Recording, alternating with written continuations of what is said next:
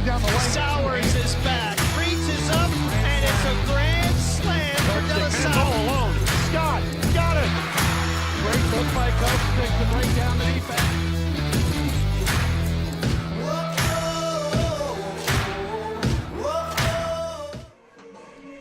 Hello everybody and welcome to high school football on the ISC Sports Network tonight. IHSAA tournament play underway here in the state of Indiana as the Tiger Cubs of Greencastle travel to Danville to take on the homestanding Warriors here at Warrior Stadium.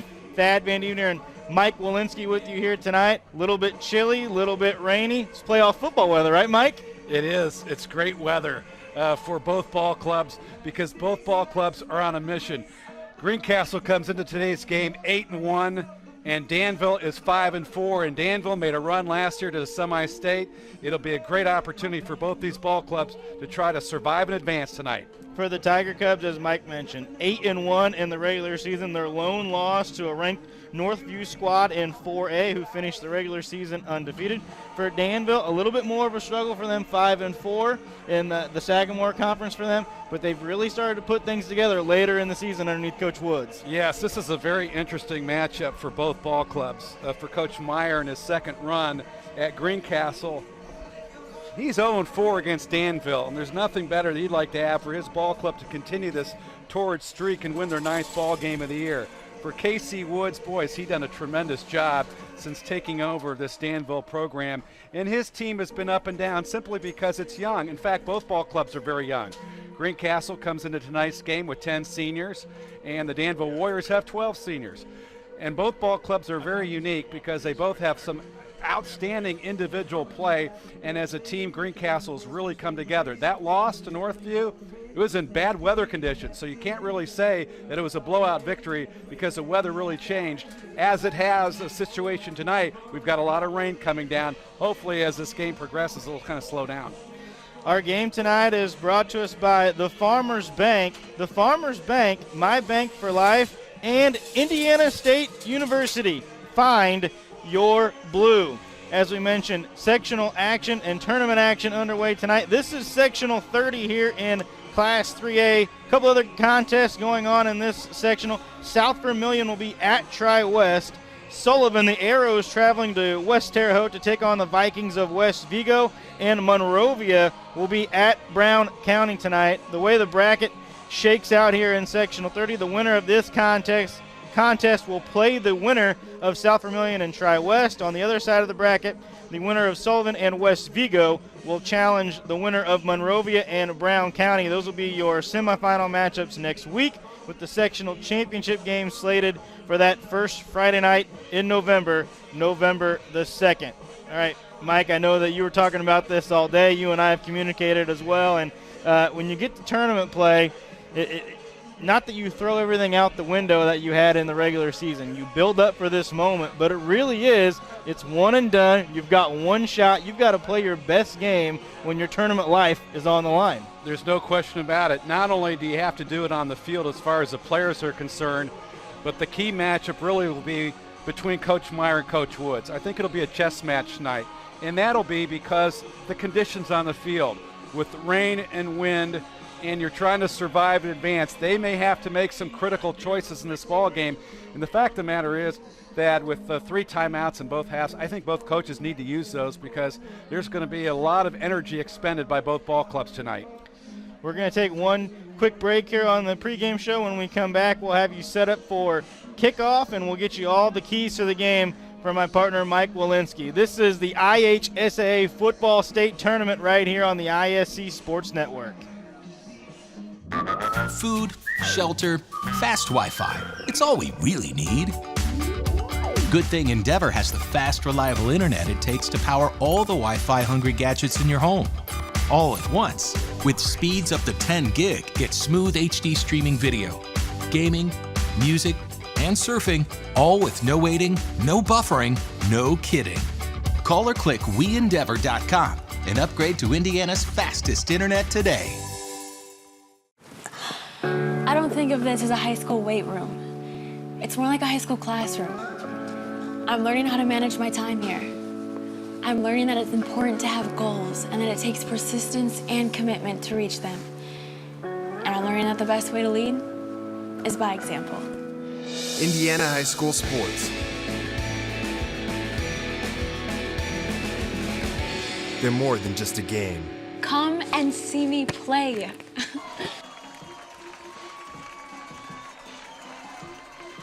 Back here at Danville, the Warriors taking the field here at Warrior Stadium.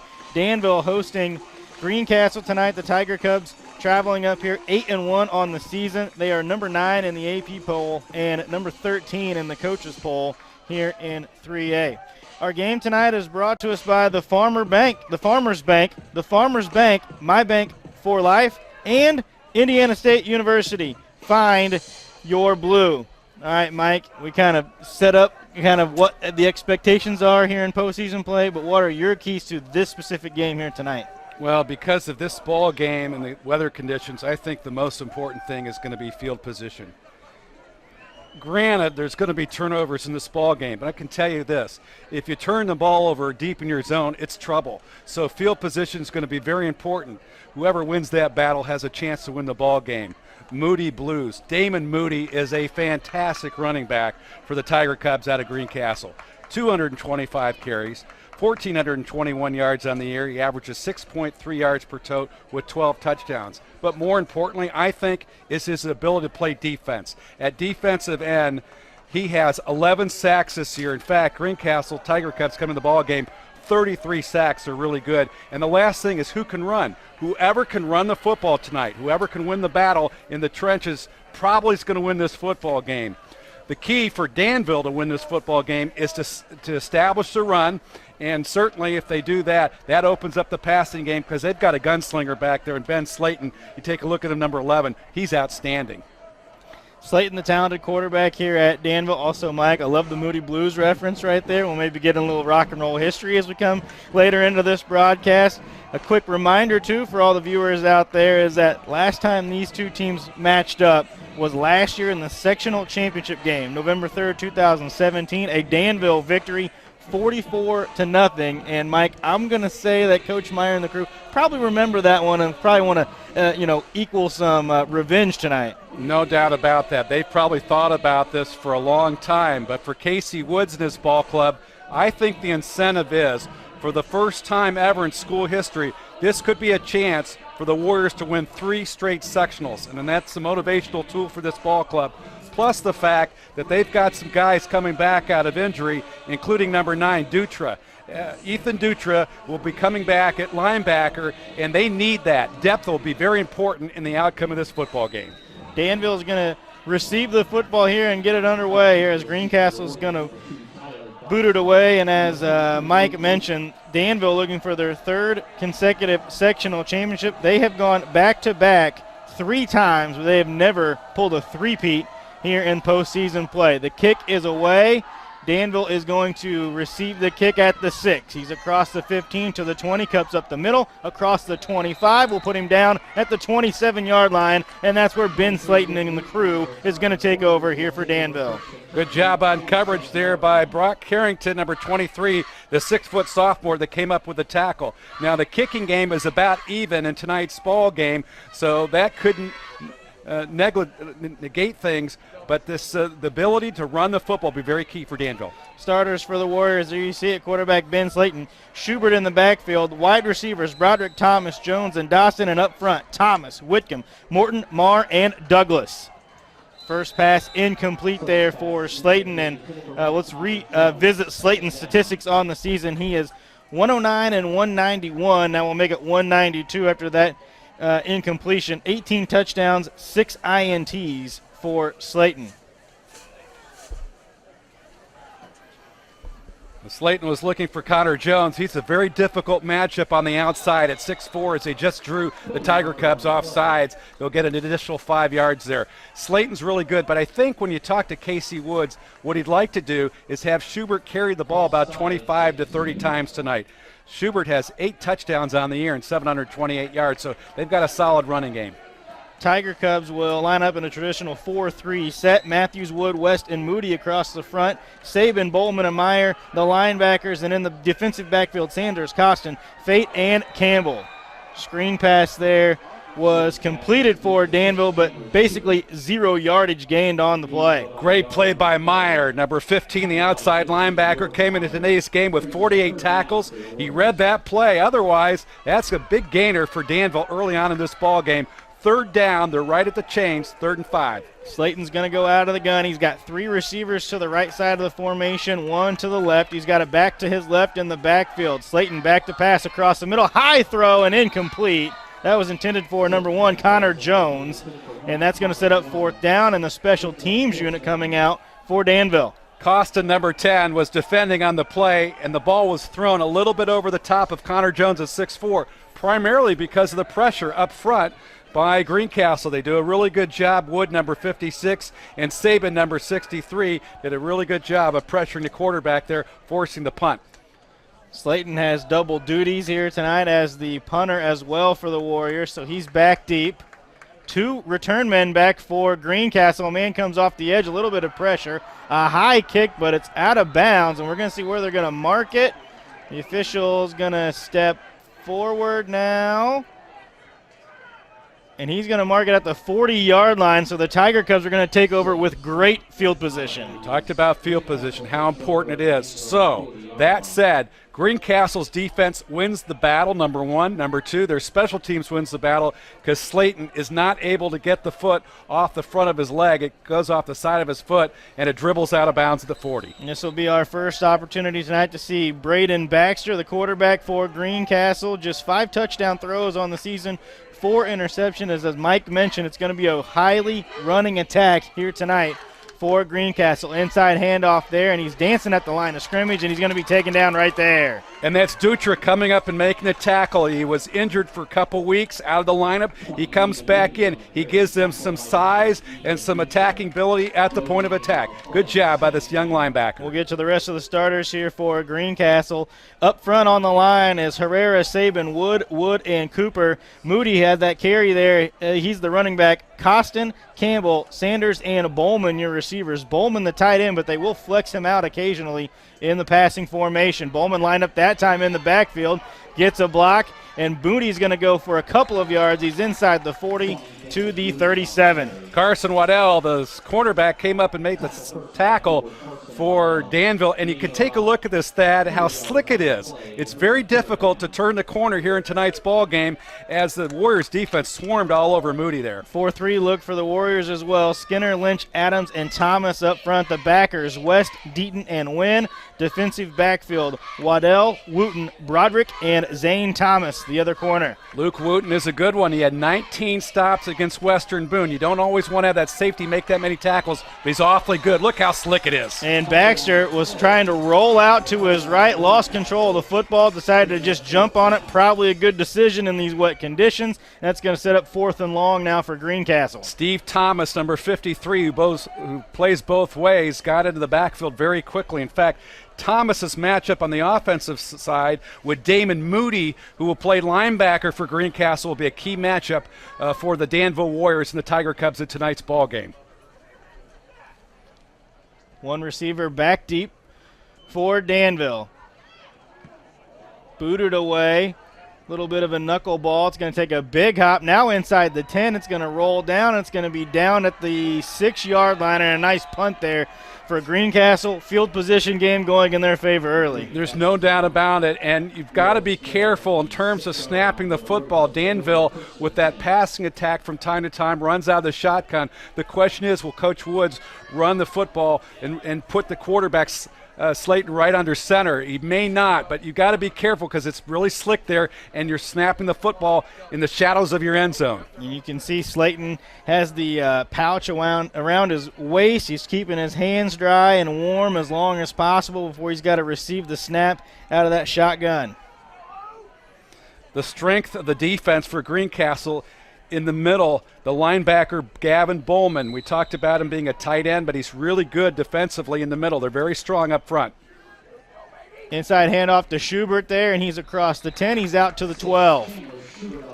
Schubert has really stepped in since the beginning of the season, where Skinner was the primary back for Coach Casey Woods Ball Club. Now Schubert, as we mentioned, with 146 carries, 728 yards. This Danville Warriors team is led generally by their offensive line. The toughest, the most experienced part of this ball club, and Alex Skinner is a tight end. He leads the way. Fakes the handoff, pass complete across the middle. It's going to be good for a first down for the Warriors. That is number 2, Tyler Doston, on the reception. Doston is a youngster, and he's gotten better as the season has progressed. One of the freshmen that's starting for the Warriors at 6'2", 185. They got big receivers in Doston and Jones. It forces the cornerback to make the play, and good yardage and a first down. Mike, you talked about the experience up front. They start 3 seniors and 2 juniors on that offensive line. Handoff there to Schubert for maybe a gain of 1 on that one. And Bowman does a really good job at the point of attack, making the stop on the youngster there, Schubert. Bowman came into the ball game with 89 tackles, including 24 tackles for loss.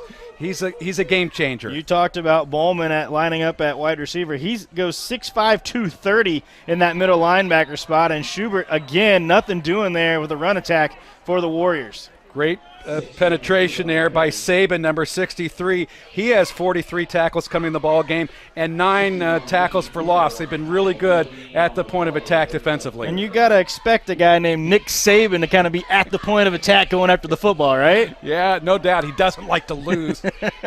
Doesn't lose very often. Tonight he's wearing white and purple. White and purple for Nick Saban. Slayton's going to roll to his left. He's got a man deep. It's Jones. Can he go up and high point it? No, knocked away. A good defensively ball, slightly underthrown, but getting back there defensively for Greencastle was Alex Costin, the cornerback. That's interesting because both Jones and Costin are both basketball players, and that was a jump ball. And just hit his hands and off the side of his helmet, and nearly a big conversion for a first down. And now it forces him into a 4th down situation and a punt upcoming. And I tell you what, so far Greencastle has won this battle in terms of field position. Slayton, rugby style, boots it away. Really good kick. It's going to be fielded at the 38 for Greencastle. He's up to the 45, and that's where he's going to be taken down. That was Dakota Campbell on the return there for the Tiger Cubs. Good job by Campbell holding on the football in wet conditions as Luke Wooten came down and made the tackle on special teams for the Warriors.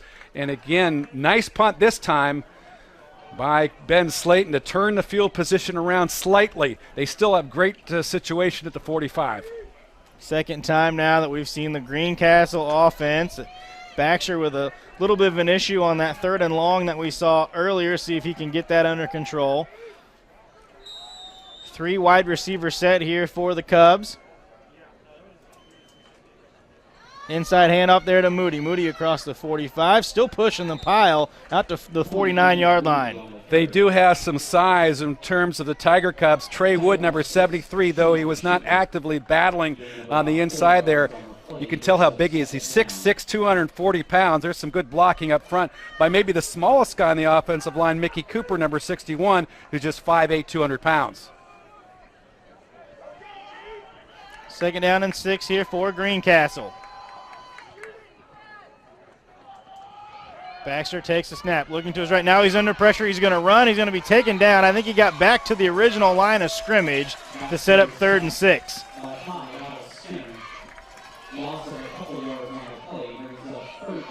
Again, number 9, Ethan Dutra, attacking the line of scrimmage, coming up and making a big play and getting some help by Alex Skinner, who plays both ways. Alex Skinner, an outstanding tight end, as we talked about, also plays defensive end for Coach Wood's ball club. Skinner this year has 62 tackles, 8 of those for losses. He leads the Warriors in tackles. 3rd and 7 here. Baxter handles a snap. Now he's going to hand it off to Moody off the left side. He's into Danville territory, but not enough for a first down. It's going to set up 4th and 3 here, and we'll see what Greencastle elects to do. Tristan Whitcomb came up and got some help making the tackle, but the play there was Dutra, the linebacker. He turned the play inside, allowing the Warriors. That's what makes him so special to this defensive unit coming back to the lineup.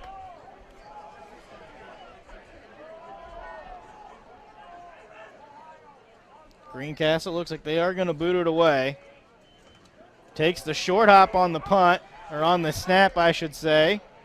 And it's going to bounce out of bounds. Two really solid punts here for Greencastle, keeping the Warriors offensively down in their own territory. Great boot by Alex Costin. He hit a knuckleball and he had a nice roll and went out of bounds. Unreturnables. You saw Luke Wooten there back for the kick for Danville. And the Warriors, again, pinned back deep in their field position, just inside the 10.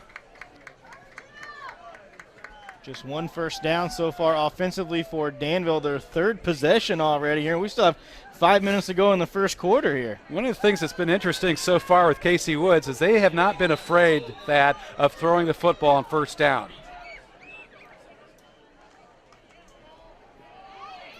Handoff there to Schubert, and he's across to the 19-yard line. That's going to be enough for a first down.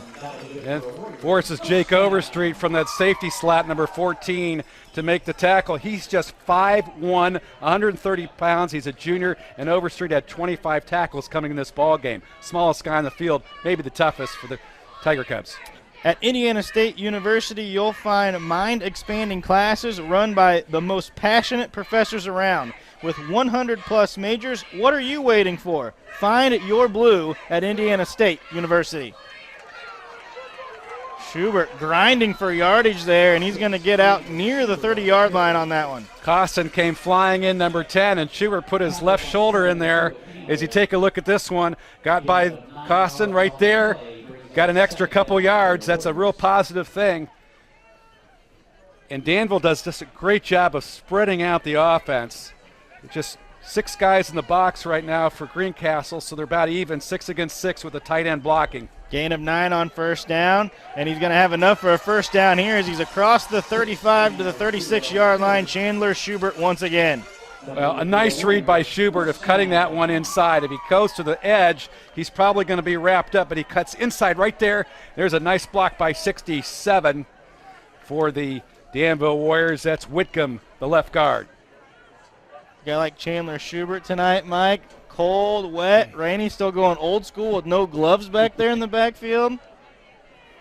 You mentioned earlier before we came on, it looks like a late 80s IU Northwestern matchup. He looks a little Alex Smith-like right now. And there's Slayton across the 50 into Greencastle territory for a first down, and then a late flag comes down into the defensive backfield. Could have possibly been a face mask by Dakota Campbell, number 7, coming over the top on Slayton. He was unaccountable, no question about it. There's a face mask, and they'll tack on more yardage for the Warriors. And all season long, Mike has been calling these penalties. He's been in the coach's ears all season long. It doesn't stop here in postseason play. He's all over it. Well, one of the things in this ball game is if Danville's going to win this game, they've got to play at a high tempo. I think if they can get the score into the 30s, if it's possible, they have a chance to win this ball game. Greencastle is more of a ball control unit, and if this Danville team can establish this running game, that's going to be trouble because Slayton can really move the football around up in the air. Slayton out of the gun. Schubert's going to line up to his left. He's 4 wide receivers out in the formation. Now Slayton going to keep it himself. He's off the left side to the 30 to the 25. Can he slide through another tackle? He does. He's finally pushed out of bounds at the 15, and then a flag comes in, and that's going to be a late hit. Yeah, late hit, and it's very slick out there. And you have to feel for these kids out there because generally in a dry track, they're probably going to make the tackle at about the 25 or 30-yard line. But once again, the quarterback goes unaccounted for, and Slayton makes him pay with the first down and then the late hit. And I think Dakota Campbell just slid out of bounds and just couldn't stop himself. Wait for the official ruling there, and there it comes. Personal foul against Greencastle.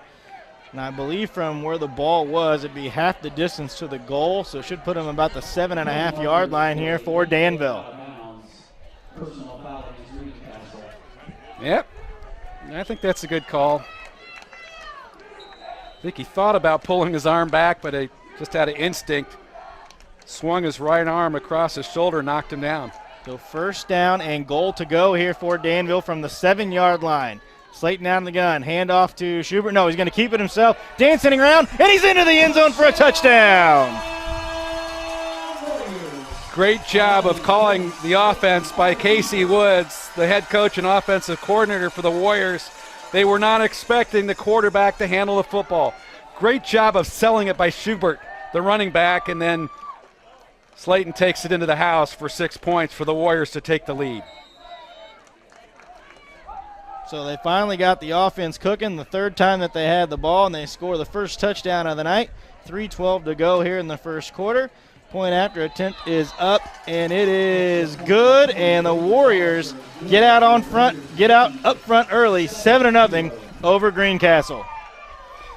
Well, it's really important for the Danville Warriors to get out in front at home with the ball club that has done a very good job offensively.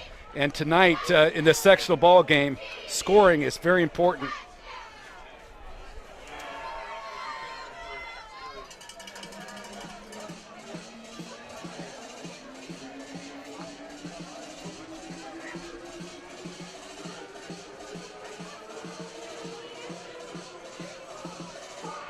Danville comes into this ball game with a victory last week over conference opponent North Montgomery, 43-36. I thought North Montgomery was a very good, solid football team. They had some very close losses, so that was a very big win for Coach Casey Wood's ball club. Some momentum coming into this contest. Endeavor eTech's IT services can help with all your computer and technology needs, available to Endeavor members and the general public. eTech's offers everything from simple home printer setup, PC diagnostics, or malware remover, to large-scale network development, network security, data backup storage, and disaster recovery for businesses and municipalities. Endeavor eTech's IT services. Boy, Mike McLaughlin came down and made a great tackle for the Warriors, number 45 there on special teams. But still, starting off this offensive possession, the Tiger Cubs have it at about the 32-yard line.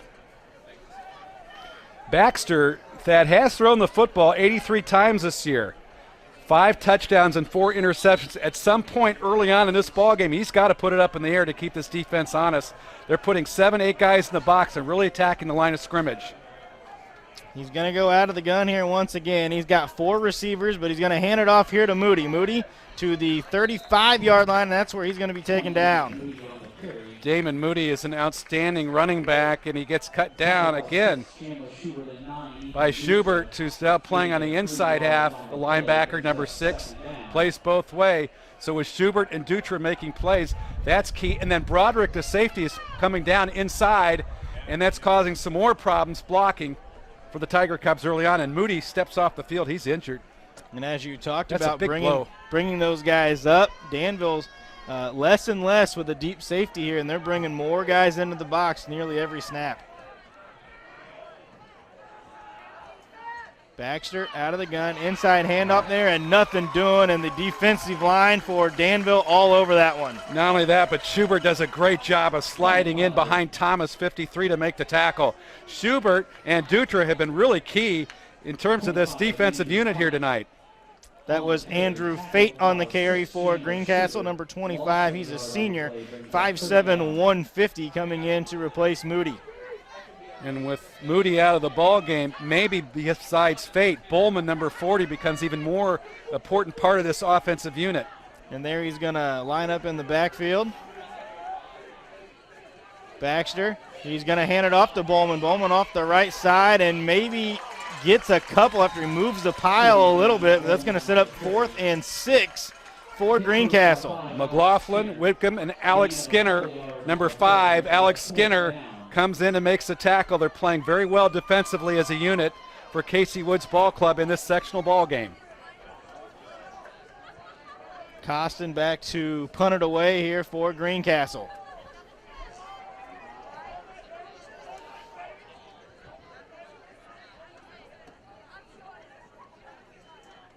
Low snap, but he's got it. Nice boot once again. It's going to land at the 34 and then take a huge Greencastle hop. It's going to skip down the sideline before it finally goes out of bounds at the 15-yard line. Well, again, field position 1 on that punt. Great job by Costin sending it down the right sideline. But you got to give a lot of credit to this Danville Warriors defense. They know that they've had to stop the run tonight, and they've been able to do it. And then Moody is sent to the sideline. It forces Bowman, the big 6'5", two-way player, to carry the football. So Slayton's going to come back out. Last time the Warriors drove the football down for a touchdown, capped off by a 7-yard TD run for Slayton. They're going to try to duplicate that right here, but under a minute to go here in the first quarter. Boy, they really spread this offense out, and it gives Schubert an opportunity to get a better look at running the football here. It makes it more difficult on the defense as the defense is trying to cover these receivers, including Jones and Dawson, on the far side of the field.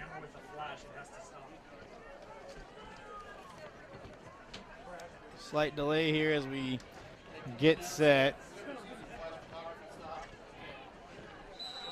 I think one of the officials came over to the Danville sideline, maybe someone here using flash photography. And Mike, as you know very well, that's against the rules and regulations here in tournament play. It is. It's a challenge, too, to pick up things when you see flashes all around. And you're looking at the field right now, one of the most important positions that's underrated is a center, Nolan Morton, number 70, at 5'11", 230. In these conditions, snapping the football out of the shotgun, it'll be very key for this ball club to make things happen here.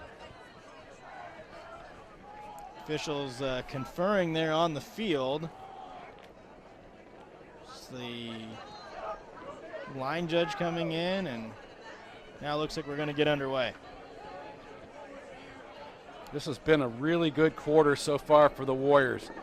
But the Tiger Cubs, if they can put some pressure in the line of scrimmage and come up with a turnover, they're knocking right on the doorstep. Danville has to be very careful here deep in their zone. Inside handoff off the left side, going to get out to the 20, and that's where he's going to stop. Another hit there by Gavin Bowman, number 40 for the Cubs. And Dakota Campbell comes in from that free safety slot and nearly gets a tackle behind the line of scrimmage. Campbell, number 7, if you take a look at him there, has 3 interceptions this year for Coach Meyer's ball club.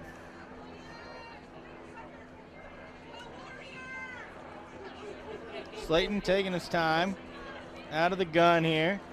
Now he's going to fake it to Schubert. He's got a deep ball. He's got a man. Can he get him? No, overthrown, incomplete.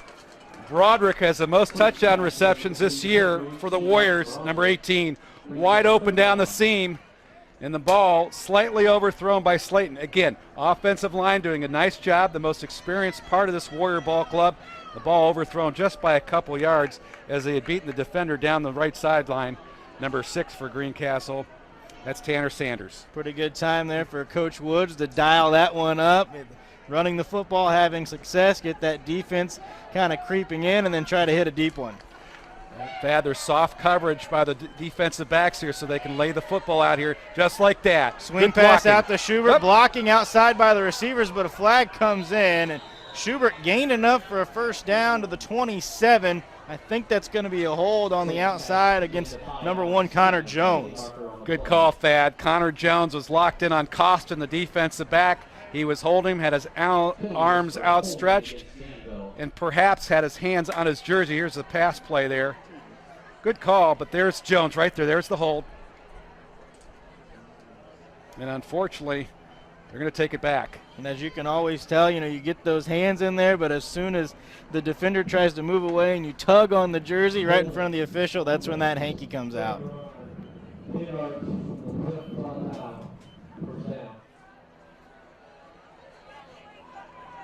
That's going to set up now 3rd and 10 here for Danville. And Alex Skinner, the tight end who just made that catch, is taken out of the ball game because they're going to bring in an extra receiver. I believe it's going to be number 14, Zane Thomas, in the lineup.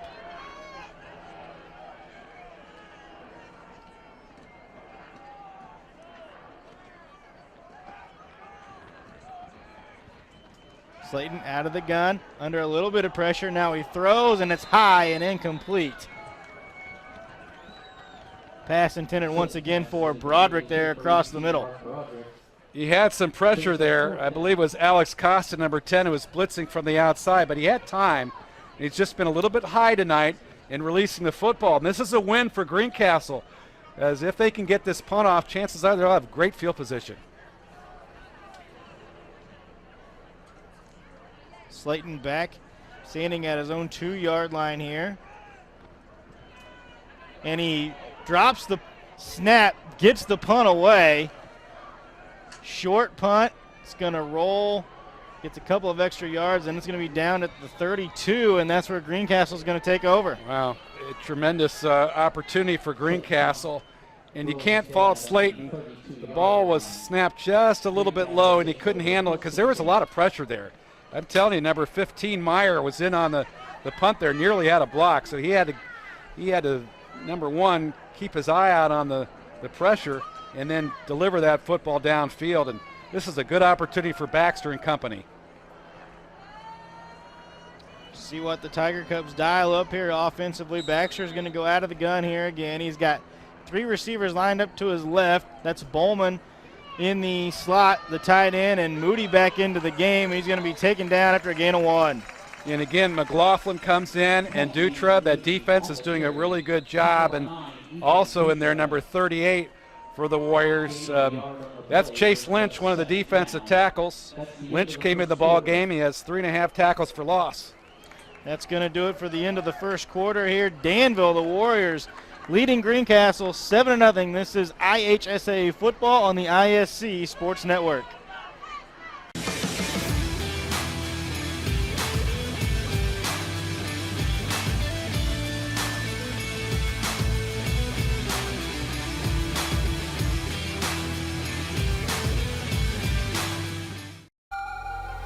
Blue is engineering technology, aviation, public health, business, and 100 other majors. Blue is a 4-year graduation guarantee. Blue is filled with researchers, scholars, explorers, creators. Blue is commended by Forbes and the Princeton Review. Blue is 150 years of sycamores making the world bolder, healthier, greener, wiser, better. Blue is Indiana State University. There's more to Blue. Worried your family isn't protected at home? Have no fear. Endeavor is here with eShield Security Solutions. With Endeavor eShield Security Solutions, peace of mind comes from knowing your family and your business are safe.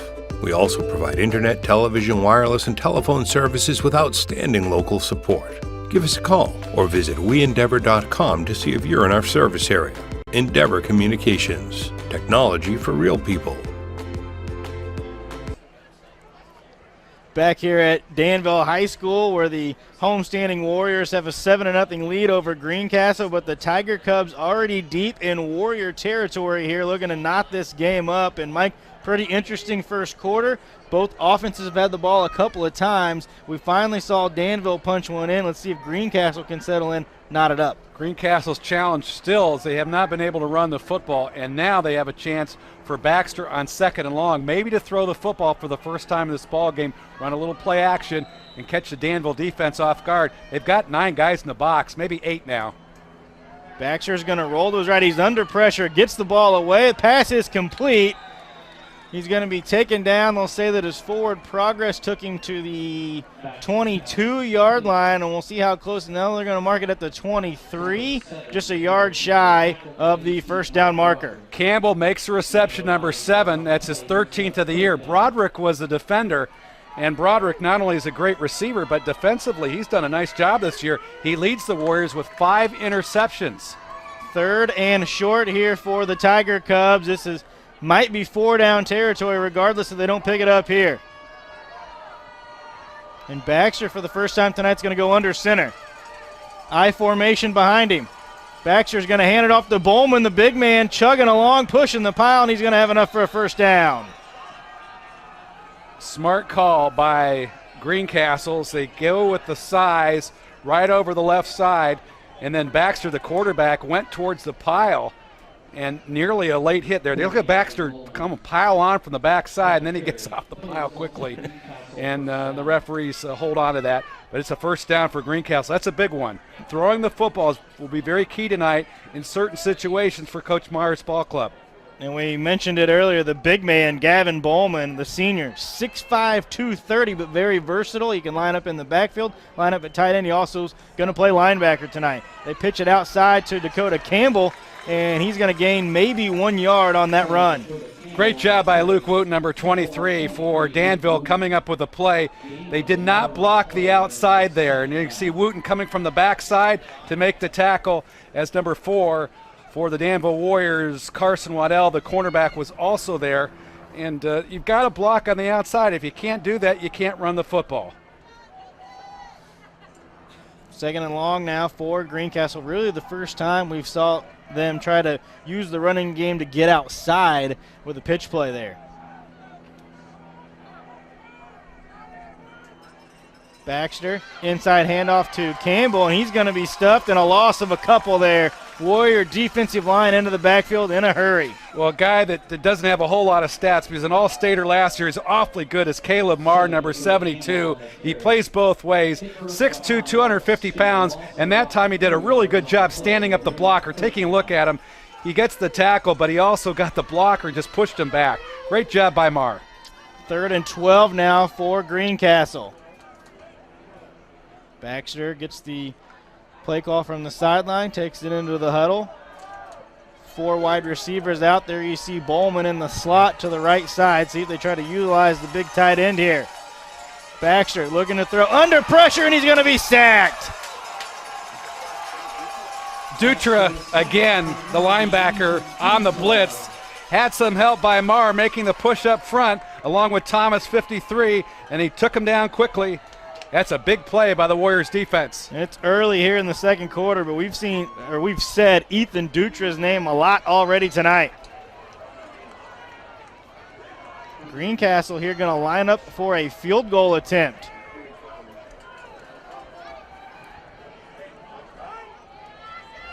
From the 28-yard line, this is going to be a 45-yard kick, and the snap is mishandled. Going to be taken down, and Ige takes a big hit. He's going to be marked down to the 37, and that's where the Warriors are going to take over. The Warriors sideline pumped. Boy, Thomas, number 53, really put a lick on this youngster. Number 5, Hector Lizama, the field goal kicker, as a snap got by Costin, and Lizama had nowhere to go. And bam, right there. Wooten was one of them. McLaughlin, 45. They converged on him along with Thomas, and here we go, Danville. See if that gets the momentum completely on the Warrior side here. If the Warriors can go on a scoring drive here, all the momentum will be here on the Warrior sideline. Slayton, it's a reverse off the right side. He's got some blocking out there, but a nice tackle in the open field there for Greencastle. Great job by Costin staying home on the reverse. That was Zane Thomas. And he got literally nothing on that play. Maybe lost a yard. A good solid play for Mike Myers Ball Club for the Tiger Cubs, holding the Danville offense in check on first down. Costin, as you said, holding his ground, broke loose from that block from the wide receiver and was there to make the tackle. 2nd and 11 now for Danville. Slayton inside handoff to Schubert. Schubert off the right side up the middle. He's going to get maybe to the 40-yard line, gain of a couple. Saban tried to blitz, and Bowman came behind him unblocked and saves the day for the Tiger Cubs, because otherwise Schubert has a huge hole on the left side there, but it's 3rd and 9.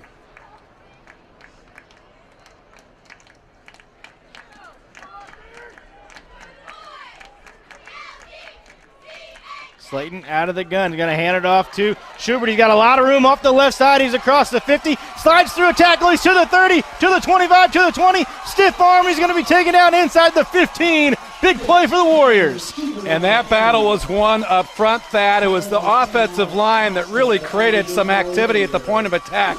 They really crushed the Greencastle defensive line, and one of the blocks was 72 Marr. He did a great job pancaking one of the Tiger Cubs, but again, as you saw, Schubert with the stiff arm and the extra yards down there, they're in business. Costin finally drags Schubert down, but a huge play there for Danville and the Warriors in scoring position once again.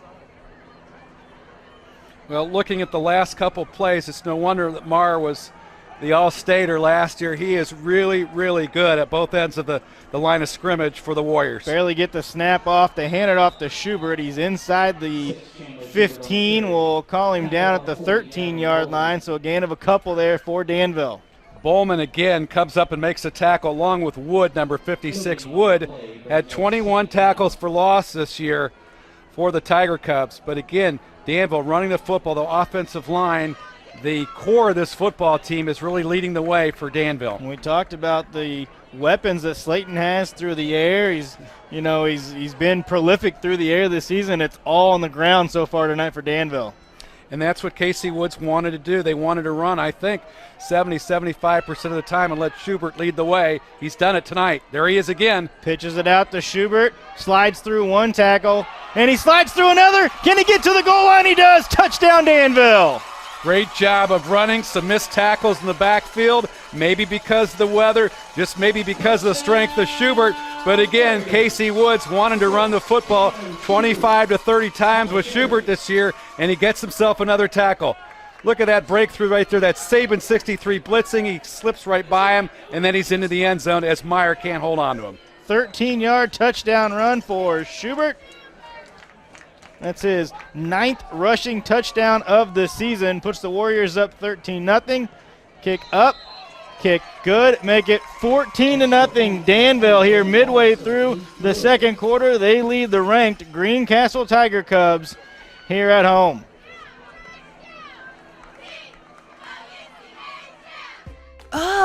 Again? Tortured by technology? Have no fear. Endeavor is here with Speed Geeks. Our Speed Geeks are expert technicians ready to rescue you from technology troubles. Our experts are here to get and keep your Wi-Fi running properly. We'll even make sure all of your devices stay connected.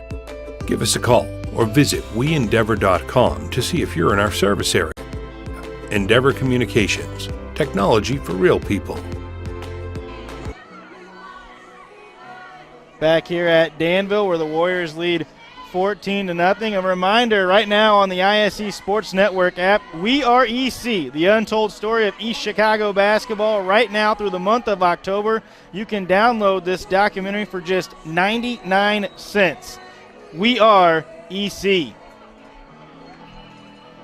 Well, we saw another offensive drive there for Danville, Mike, and as you pointed out in the first quarter, and they continue here in the second quarter, everything on the ground, and in that drive, some big chunk yardage as well. Huge. Now special teams has to come up with a big play. For Greencastle, they need to get some good yardage here on in terms of this return, but they get it out to about the 33-yard line. Still pretty good field position for the Tiger Cubs. I still believe that if Greencastle's going to get back in this ball game, Baxter has to throw the football because Danville is doing a good job at the point of attack. There are just too many red helmets to run the football tonight. Greencastle will take over with good field position here to start this drive at the 32. Baxter's going to hand it off to Bowman out of the backfield. He's off the left side for a couple there. I tell you what, Danville is doing a good job attacking the line of scrimmage. Alex Skinner, once again, number 5, comes inside. The senior, 5'10", 190. He's one of the tacklers. He's leading the cause here for the Warriors here in this ball game at both ends of the spectrum, both defensively and offensively. Again, two backs in the backfield here on either side of Baxter. This time he's going to hand it off to Moody. Moody out wide to the right side, but he's got some room across the 40 to the 45. Going to cut it back in across the 50 before he's taken down, and a nice gain there for Moody and the Tiger Cubs. Good job of blocking downfield by Dakota Campbell, number 7 for Greencastle.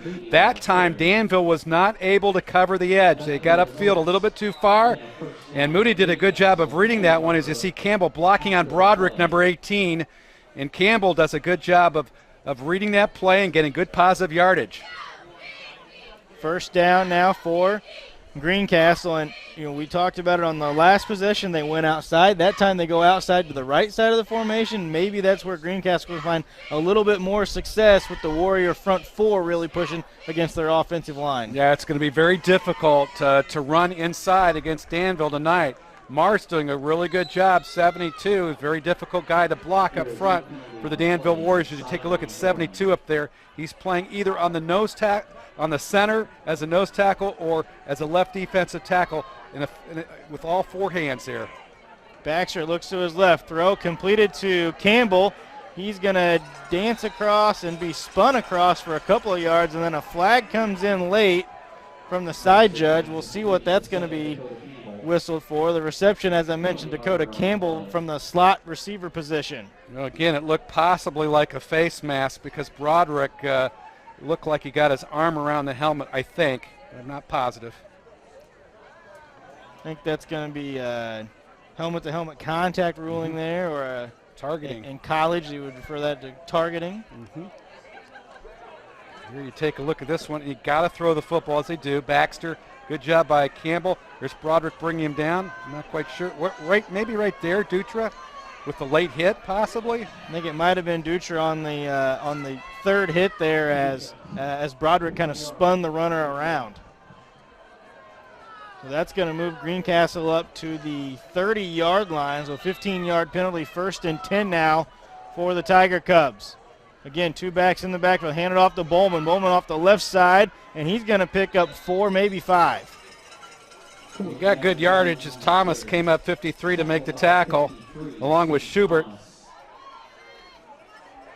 And they're running clock here. And at some point, either coach may want to exercise a timeout here as we go towards halftime. But Danville's defense is starting to wear down just a tad here in the second period. 3A football here, but still a ton of guys playing both ways tonight. Again, they've gone to this formation with 2 backs in the back. I'm going to hand it off to Bowman once again. He's got some room inside the 15 to the 14-yard line, and another chunk yardage gain there for the Tiger Cubs. Good call from up above. The linebackers were not able to fill the hole that time.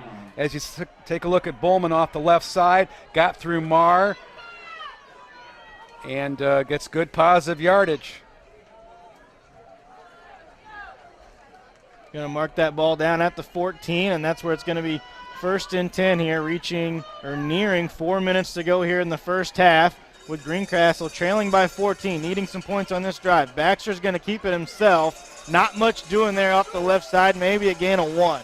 You got to be careful, the extracurricular activity there as they put him down on the ground there. 38, Chase Lynch was the first guy to get to him. I'm not quite sure if that was a play that they wanted to have. I think there was a mix-up in the backfield between Baxter and Bowman.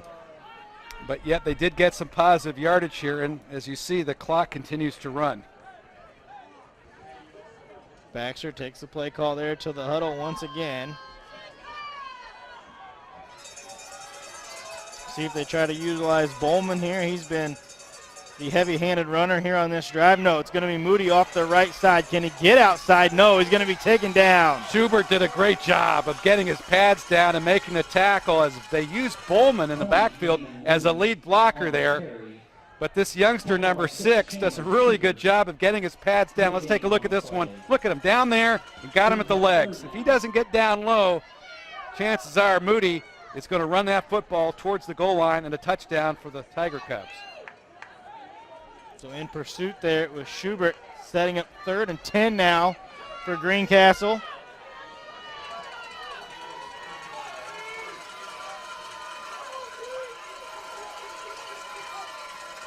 Baxter looking to his left, now across the middle. It was intended for Bowman, incomplete. Baxter took a big hit in the backfield. It was Dutra putting the pressure on him there, but a flag came down, and we'll see what that penalty flag is going to be for. I'm not quite sure what this will be, but I did see a crackback block on the offensive line for Greencastle. Now, whether or not they're going to be penalized for that, I'm not quite sure. Let's take a look at this one. Personal foul. Oh, my goodness, Mike's all over it again. You have a TV screen and you can see it. As I said in the first quarter, Mike all season long, he's been all over the penalties. He knows what the coaches are going to call the next play. Guy needs to prep up his resume, maybe get on the sidelines next year. Well, that's a good call for Danville, because now Greencastle, that's a big penalty. That's going to push them back. And it's important for Greencastle to get on the board. They need 7 points. I'm not quite sure if 3 points is going to help them out at this point in the ball game psychologically. I believe the ball was at the 14, but this should be from where the spot of the foul occurred. We'll see where they're going to place the football. Take a look at number 6, Schubert. He has been exceptional tonight in this ball game here. Chandler Schubert right now might be the most valuable player of this ball game, even more so on the defensive end than on the offensive end. Yeah, and that's going to push him back all the way to the 32-yard line.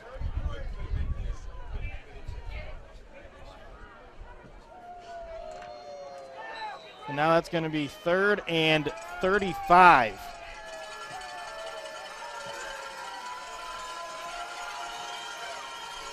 Baxter out of the gun. Bowman to his right. He's going to fake it. He fakes the handoff to Bowman, then throws it back to him. Breaks a couple of tacklers. Now carrying some defenders inside the 20. A nice gain there, but not quite enough, obviously, to gain 35 yards to pick up the first down. And we'll see if the Tiger Cubs here elect to go for the field goal. And it looks like they will. And again, that's Hector Lazama in to attempt this field goal. Be a 37-yard attempt here for Lazama.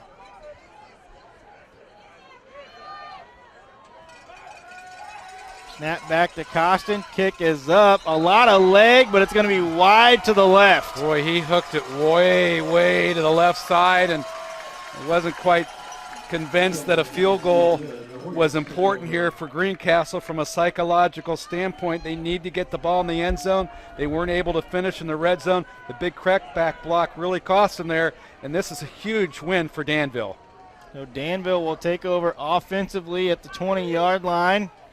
1:55 to go here in the game, or in the half, I should say.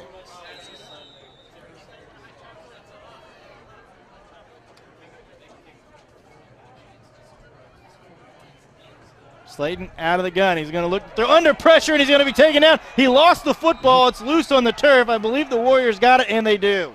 Great pressure by Gavin Bowman once again. That linebacker coming in with the big sack. I think Thomas recovered the football, number 53. Look at Bowman, right past Schubert. And Slayton isn't able to hold on the ball, but boy, Thomas, good job of finding the ball. Lost of 8 on the play. 2nd down and 18 now for Danville. Under 90 seconds to go here in the half, and we'll see what Coach Woods wants to do here. They might take their time and maybe take this 14-point lead to the break. I'd take Slayton and run him the quarterback. There he is. And that's what he does off the left side, and he needs to stay in bounds, and he does. He was tripped up from behind by Bowman. Make it simple, make it safe. You're up 14-0. There's no reason to put the ball in the air right now and turn the ball over. Play clock at 30 seconds, game clock at 53. Here for 3rd down, and we'll see how far they run that play clock down before they snap the football.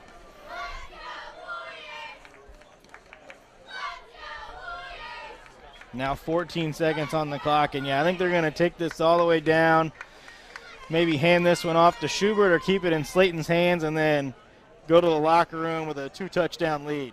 Good look at Coach Casey Woods as he calls timeout. Now Casey did a really good job as a head football coach at Clinton Prairie, assistant at Marion University, ran the receivers over there. A former Danville athlete has returned home. He's doing a really nice job here with this ball club. It's always nice to come home, right, Mike? Oh, there's no question about it. You got to like that, and so many coaches have been able to accomplish that in their careers. It's a real plus when you have a familiarity with the community, especially here in Danville. It's a great community. We talked about that before the game as well. You come out to Danville, a nice, beautiful drive for me through the countryside, and you come to Danville, a nice little community out here, and the same really with Greencastle as well. Over there, you got the university right there in the middle of town, and just great towns here in Indiana. And they've got great facilities. Danville High School with a great basketball and football complex, as well as Greencastle as well. I really enjoy the Greencastle basketball setting. Great arena over there. They always have the regional setup over there at Greencastle. Some great games. Last year they had an amazing comeback in that regional when it was Danville against Attucks over there, with Danville coming from behind to win that game. And, you know, tradition is so important, and having a winning culture and the success that the girls' basketball and the boys' basketball program has here, I'm sure has touched over a very tradition-rich football program. 3rd and 11 here for the Warriors. Slayton out of the gun. He's going to look to throw as he drops back. He's under pressure from behind. Gets rid of it. He's got a man. He's wide open. Can he get free? He's going to be gone, and the Warriors go up 3 scores. Zane Thomas, number 14, with a huge catch and touchdown. His 30th catch of the season. He has 6 touchdowns next to Broderick's 9, but great delivery by Slayton. He waited and then sent a perfect toss downfield. 81 yards on the reception and the score for the Warriors. And as we were talking about, maybe they're going to take this lead to the break. No, sir. 81 yards later, just 14 seconds remaining on the clock, and the Warriors put another one into the end zone. Just as I cautioned Danville to put the ball up in the air in the waning minutes, they did call timeout, and they set up that play. Kudos to Coach Woods and company. PAT was a line drive boot, but it's up and through the uprights, and just like that, when you think it was going to be a 2-touchdown lead for the Warriors, you see Ben Slayton really deliver a great football there and the score, and they go up by 3 TDs. I got to tell you, Thad, Jackson Douglas, number 59, the right tackle, is doing a marvelous job tonight blocking for his quarterback. We don't talk a lot about offensive linemen. You got to give him and Marr a lot of credit on the right side. They allowed Slayton plenty of time to set back in the pocket. So now if you're Greencastle, you're going to take this kickoff with just 14 seconds left. You'll see if you can do any damage here with the special teams units out on the field, and maybe you can take a shot here before halftime. But, man, you want to talk about an early backbreaker. That was one right there. No doubt. And I tell you what, Thad, with 14 seconds left, if I'm Danville and Coach Woods, I'm going to kick an onside kick. Why not? What do you have to lose? Why not get the ball back? Going to start referring to you as Riverboat Gambler, Mike Walensky. I like that. A little bit of a pooch kick going to be fielded at the 28. He's across into near midfield to the 48 with 8 seconds to go, so maybe the Tiger Cubs can take one shot here. Great run there by Jake Overstreet. We mentioned him earlier defensively, number 14, as you take a look at him run off the field. He's listed at 5'1" tall. He may be the smallest guy on the field today, but what a great run there by the youngster. And we'll see what the Tiger Cubs elect to do here with the football. It's at the 47-yard line, 8 seconds to go. Baxter's lined up in the shotgun. 2 receivers to the left side of the formation, 1 to the right. I think Coach Wood is going to take a timeout here. And if I'm Coach Woods, I would come after Greencastle and try to sack the quarterback and cause a fumble, because if Baxter coughs up the football, they could pick it up and run with it and still have time on the clock to score a touchdown before we wind down here in the second period. See Coach Meyer talking to his squad, and here's another replay there on the 81-yard touchdown pass. Slayton to Thomas, and he was wide open.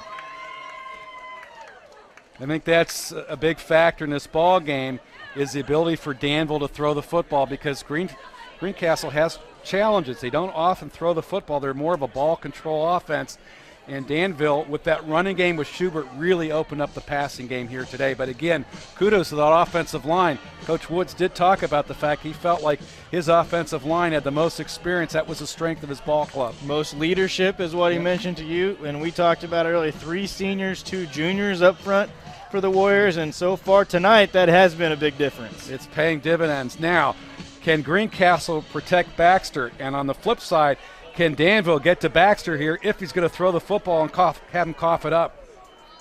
Baxter looking to his left across the middle, and he's going to be hit and taken down at the 41. 2 seconds left. The pass was caught by Campbell once again, and a quick timeout's going to be taken there by Meyer, I believe. Yes, there comes that timeout. He still's got 2 remaining here, but just 2 seconds to go, and I'm not quite sure if Baxter has the arm from here. The ball is at the 41. I don't know if he has the arm to get it to the end zone, but we might find out. Yeah, it's hard to tell where the wind's blowing here. We're taking a look at some flags here in the stadium, and it's whipping all around. And even when you look down on the I believe that's the north side of the field, the American flag isn't moving much. thinking the wind might be coming slightly from the west. You can see the flags here on the screen. I mean, it's flying around, but it's really difficult to figure this out. But Coach Meyer believes he wouldn't call a timeout if he didn't believe that Baxter could get the ball in the end zone. You'll see what formation they have here. Looks like 3 wide receivers to the right side of the formation.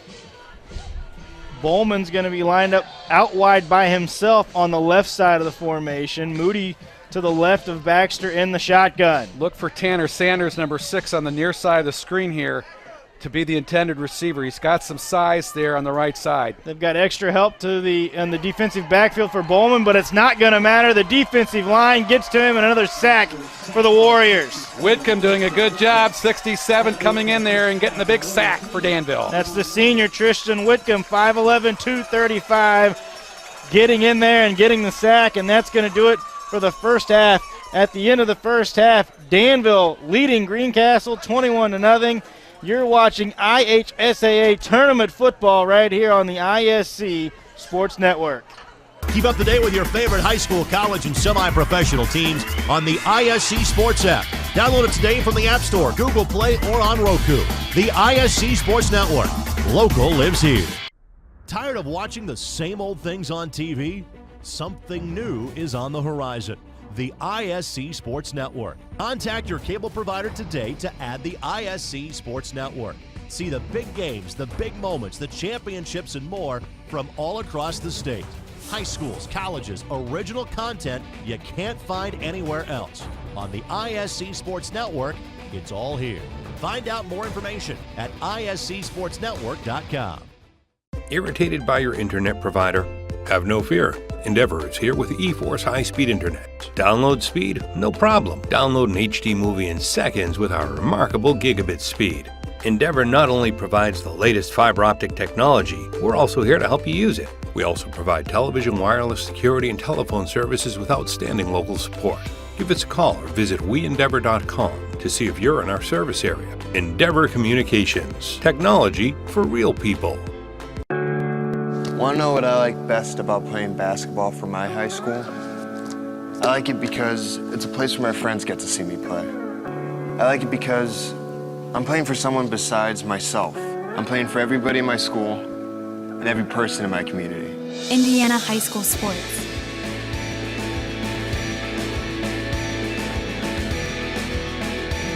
They're more than just a game. Come and see me play. Again? I'm going to miss the big game. Troubled by your TV provider? Endeavor is here with eTV. With Endeavor's television service, there's no need to worry about a thunderstorm or whether your satellite dish is pointed in the right direction. We also provide internet, wireless, security, and telephone services with outstanding local support. Give us a call or visit weendeavor.com to see if you're in our service area. Endeavor Communications. Technology for real people. Not getting their messages? Have no fear. Endeavor is here with eWireless. Endeavor Communications combines the nation's largest 4G LTE network with friendly hometown service, so you'll always be connected to your kids. We also provide internet, television, security, and telephone services with outstanding local support. Give us a call or visit weendeavor.com to see if you're in our service area. Endeavor Communications. Technology for real people. Food, shelter, fast Wi-Fi. It's all we really need. Good thing Endeavor has the fast, reliable internet it takes to power all the Wi-Fi hungry gadgets in your home. All at once. With speeds up to 10 gig, get smooth HD streaming video, gaming, music, and surfing, all with no waiting, no buffering, no kidding. Call or click weendeavor.com and upgrade to Indiana's fastest internet today.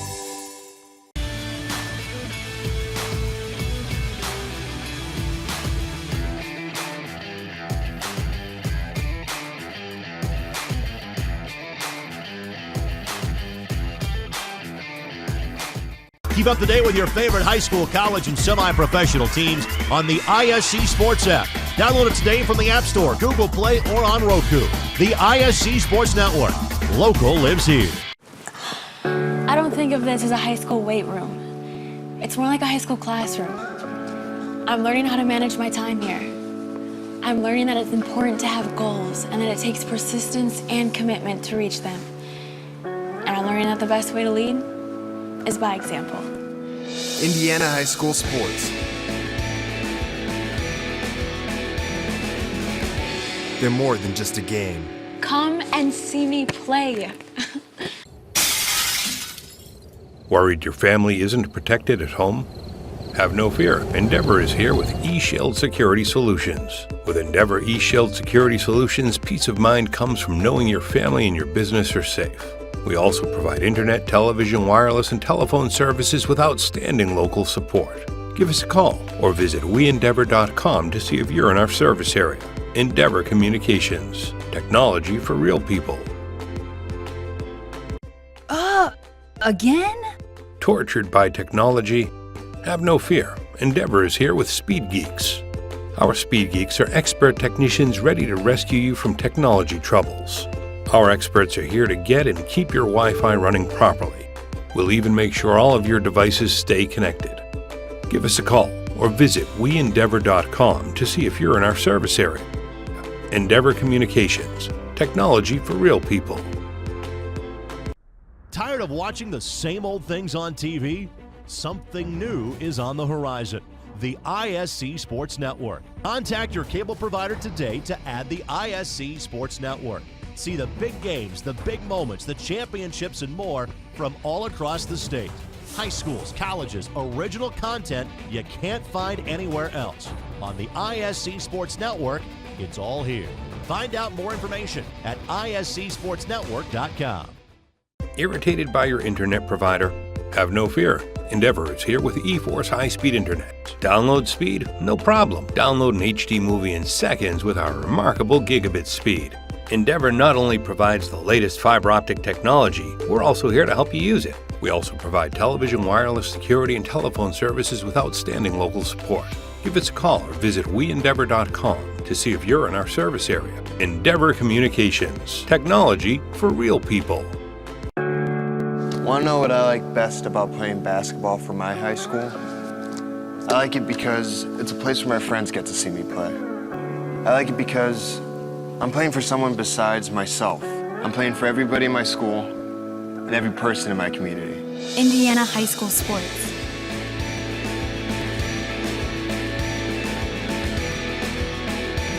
They're more than just a game. Come and see me play. Again? I'm going to miss the big game. Troubled by your TV provider? Endeavor is here with eTV. With Endeavor's television service, there's no need to worry about a thunderstorm or whether your satellite dish is pointed in the right direction. We also provide internet, wireless, security, and telephone services with outstanding local support. Give us a call or visit weendeavor.com to see if you're in our service area. Endeavor Communications. Technology for real people.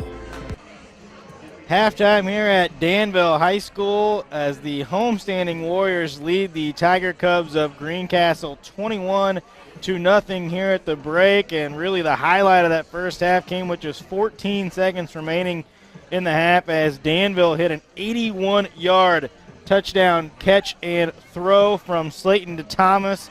It looked like they might just, put the ball under their arm and take it into the break, and they called timeout, and Coach Casey Wood says, hey, let's dial one up and take a shot. They did. They were rewarded with a touchdown. And frankly, Thad, that might be potentially the game winner. Although we still have a half in front of us, but 3 scores is difficult to come back when you're on the road and you're a team that relies pretty much on the run. Baxter's going to have to throw the football some way in the second half, and Greencastle is going to have to get some turnovers. They have not been able to do that in the first half.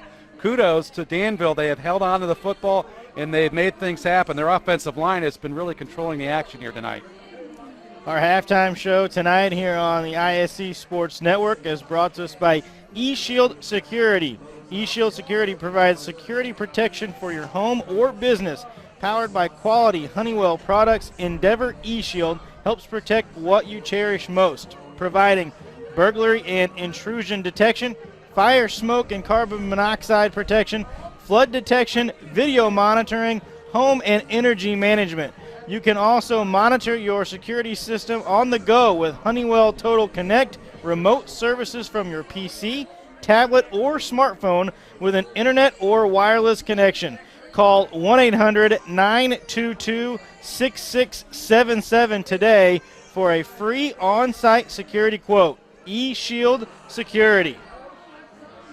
And Mike, we were talking about that highlight there from the first half, but we were talking about before the big play, 81-yard touchdown pass there, Slayton Thomas. It was really the Danville ground game that had got them on the board. They scored late there in the first quarter. Another long drive that was put together all on the ground offensively, and then boom, 81-yard touchdown pass. Well, it's twofold. One, Schubert's ability to run the football, and also the quarterback here. Van Slayton being unaccounted for the most part in their running game, and as you saw here, taking a look at a big ground gain and a face mask that pushed the football another 15 yards forward.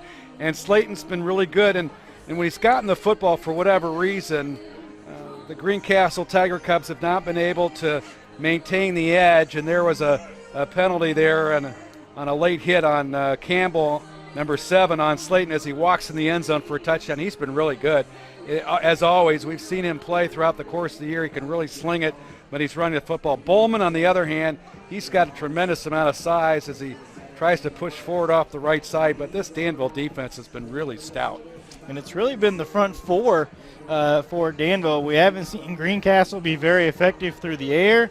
They're primarily a ground game-oriented squad, and we knew that coming in, but they've kind of been dominated up front by the Warrior defense. No question about it. Good job there by Broderick in coverage on Campbell, one of the few Greencastle receptions they've had this year.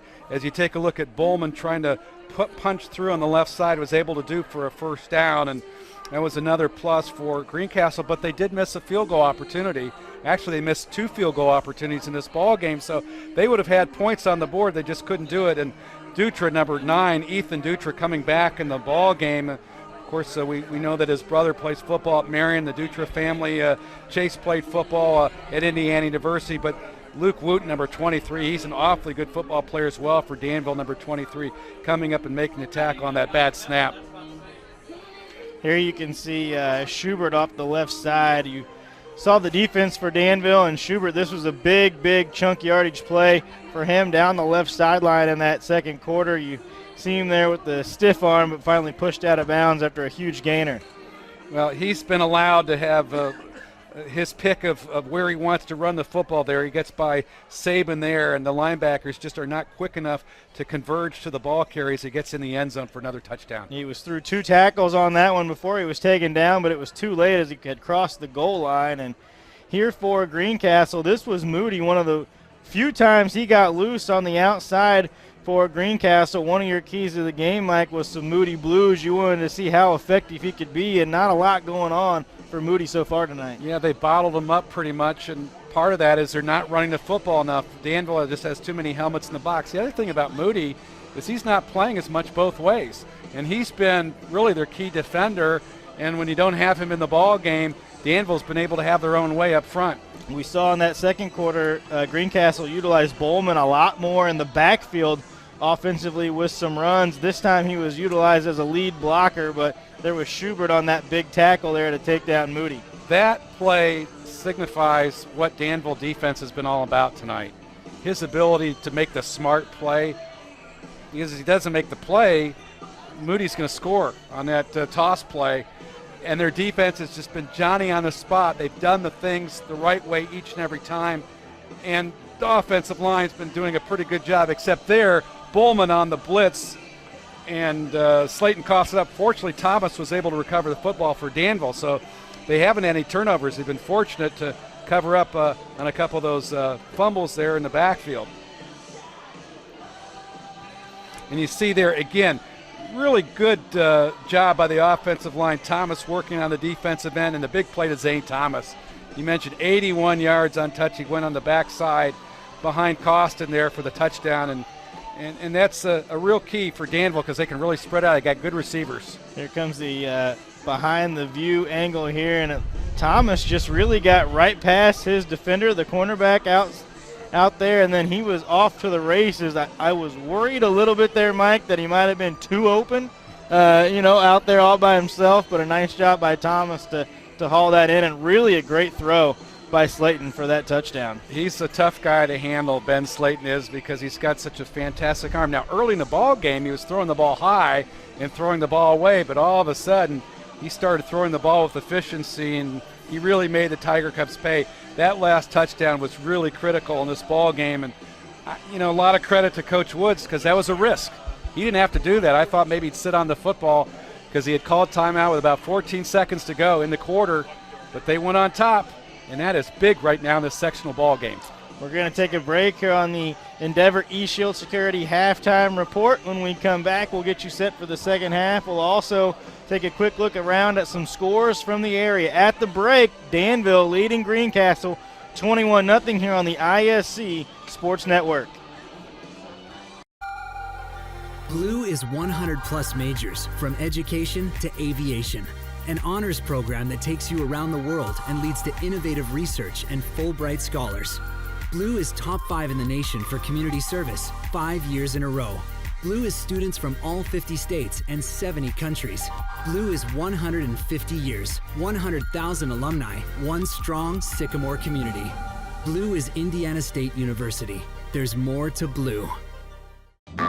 Food, shelter, fast Wi-Fi. It's all we really need. Good thing Endeavor has the fast, reliable internet it takes to power all the Wi-Fi hungry gadgets in your home. All at once. With speeds up to 10 gig, get smooth HD streaming video, gaming, music, and surfing, all with no waiting, no buffering, no kidding. Call or click WeEndeavor.com and upgrade to Indiana's fastest internet today. I don't think of this as a high school weight room. It's more like a high school classroom. I'm learning how to manage my time here. I'm learning that it's important to have goals and that it takes persistence and commitment to reach them. And I'm learning that the best way to lead is by example. Indiana High School Sports. They're more than just a game. Come and see me play.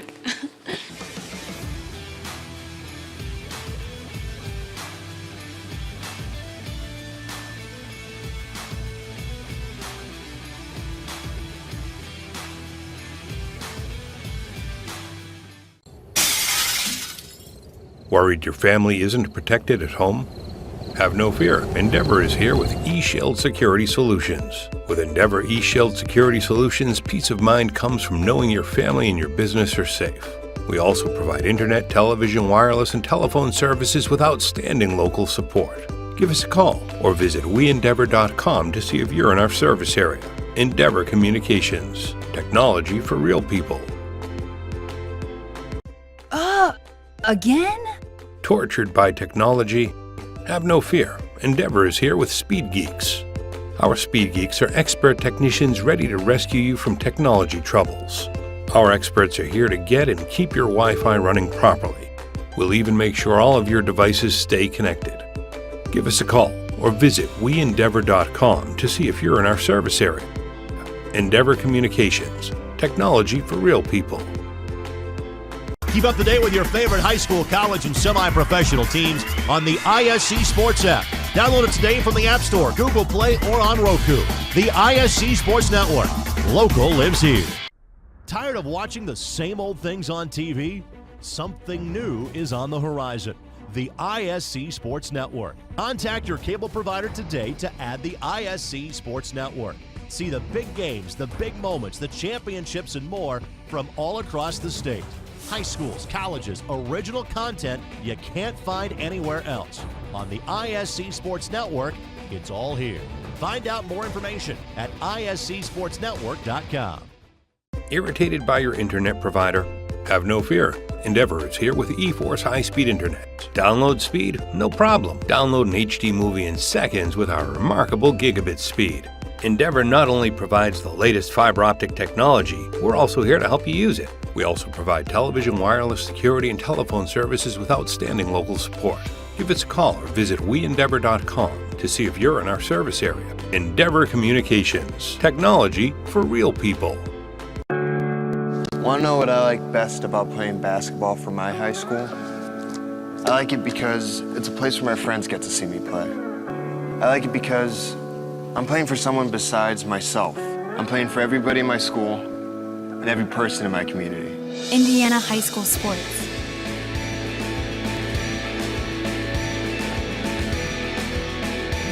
They're more than just a game. Come and see me play.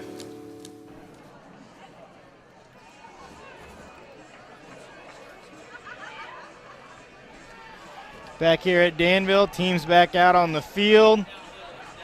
Getting ready to start the second half of play. Let's get you caught up on some scores. I got a ton of them here, so let's get to it. A couple of scores from this sectional here in sectional 30 and 3A. Sullivan leading West Vigo 27-6 at halftime. Monrovia leading Brown County at the half 35-0. Western Boone over Indianapolis, Washington 36-0. Cascade leading Park Tudor 41-0. At the half, Heritage and Eastern Hancock tied at 0. Shenandoah leads Madison Grant 34-0 at the break. Brebeuf over Southmont right now 22-0. Guerin shutting out Crawfordsville right now 35-0. Mooresville and Beech Grove in a big clash in 4A. Mooresville leading the Hornets 28-14. Chittard leads Ritter at halftime 27-0. North Putnam over Cloverdale right now 13-0. Alexandria over Elwood 27-0. And East Central leading Franklin County 21-0. Another one here at the end of the first half. Cathedral leading Plainfield 28-7 in one of the few 5A contests here this week in the opening weekend of postseason play here in Indiana. There's a lot of great football being played here, and it looks like a lot of the favorites are taking advantage so far. But here we go, starting off this period, and Danville forced to kick off again. And it looks like Greencastle should have pretty good field position starting off the third period. Not to get off on a discussion here, Mike, but it seems like around the state and most of the sectionals that the way that the sectionals have lined up, if the quote-unquote favorites or teams that had the most success in the regular season do advance, that next weekend in the sectional semifinal round around the state should be pretty entertaining. Yes, there's no question about it. We're going to have a lot of interesting matchups. And that kickoff, I think that is going to cost Greencastle big time. I think there's a block in the back, and that ball's going to come back. I can see Coach Woods down on the sideline pointing. Yep, take him back, take him back.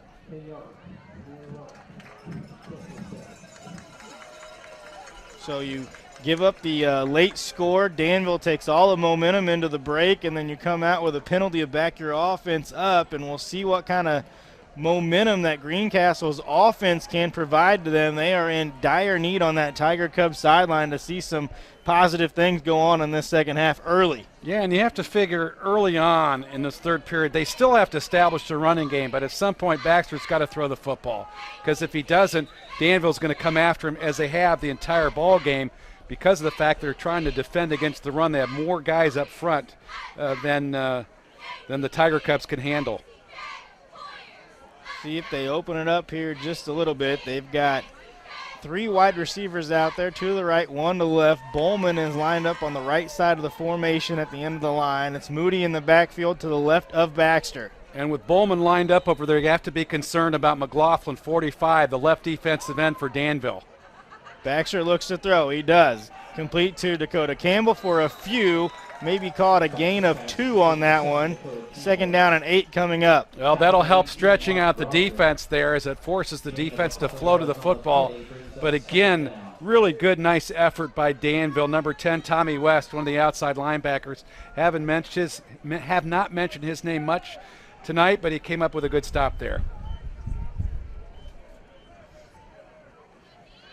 Now 2 backs in the backfield. It's Moody and Bowman. They're going to hand it off to Bowman off the left side. Slides through 1 tackle, and he's loose to the outside. He's got enough for a first down as he crosses the 25 out to the 27. There's been a lot of missed tackles in tonight's ball game, but most of them from Greencastle. So look at the left side there. Some pretty good blocking. He just got some space there. Got by Whitcomb, 67. And Wooten again comes up and makes a tackle, number 23. We mentioned earlier in a loss to Western Boone, Wooten had 19 tackles. He's a tackling machine for Coach Wood's ball club.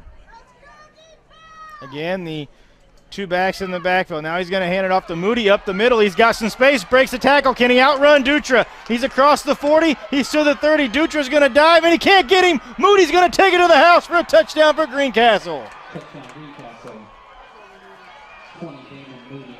73-yard touchdown for Moody, and the Tiger Cubs on the board, and maybe they get that momentum, Mike. Yeah, they need that desperately here to start off the ball game. You saw the speed there by Moody, and Dutra nearly had him there, and hopefully Moody will be okay, because at the last minute you saw him stumble a little bit, and you have to be a little bit nervous about whether or not he tweaked his hamstring there. But huge touchdown for Greencastle.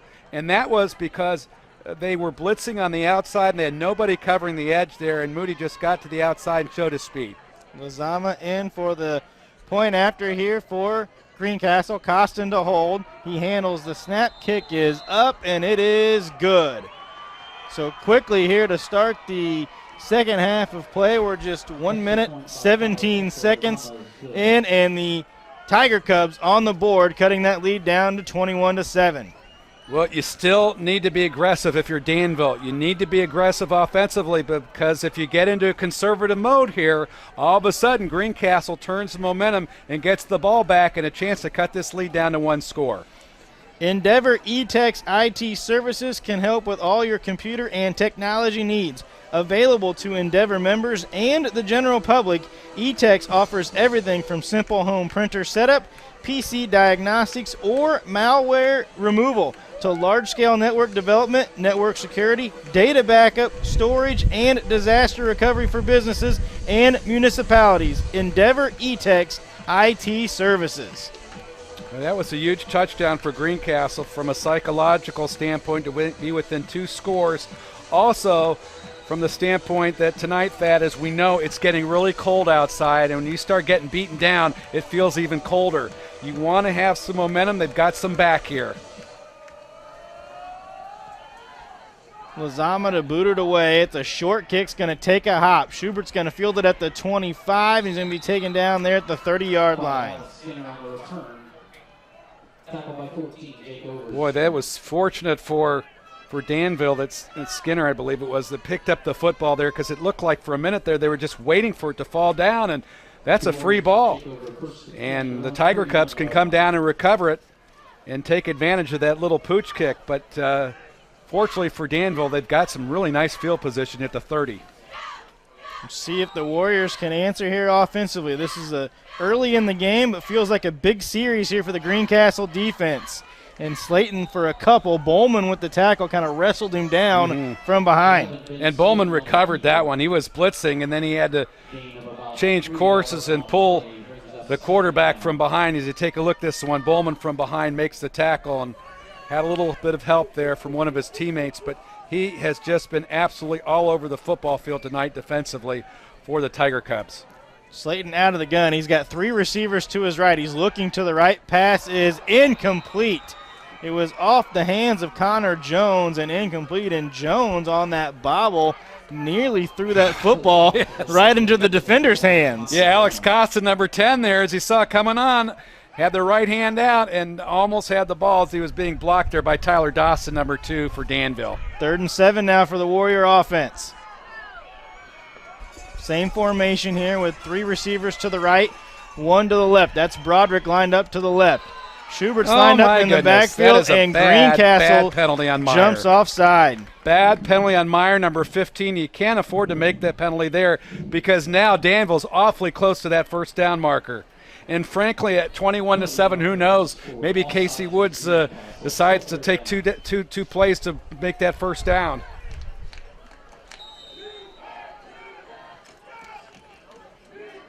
Warriors all looking to the sideline to get the play call in.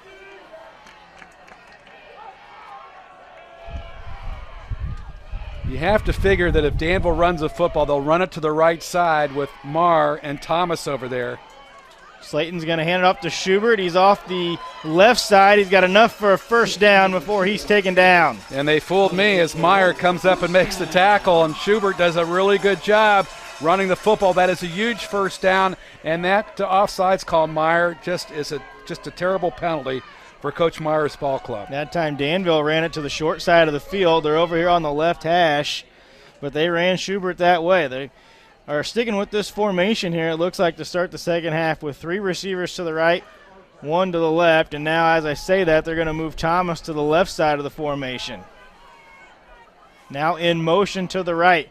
Slayton takes a snap, hands it off to Schubert, up the middle. He's got all kinds of room to run inside Greencastle territory, finally taken down at the 32-yard line. Steve Thomas did a tremendous job, number 53, as he turned Dalton Matthews, number 60, the defensive end, around. There it is, right between Matthews and the left guard, and Schubert almost to the house, and Dakota gets him from the shoestrings there. Dakota Campbell with the tackle there. There was one other defender to beat, but that was a nice takedown there by Campbell to save even more yardage.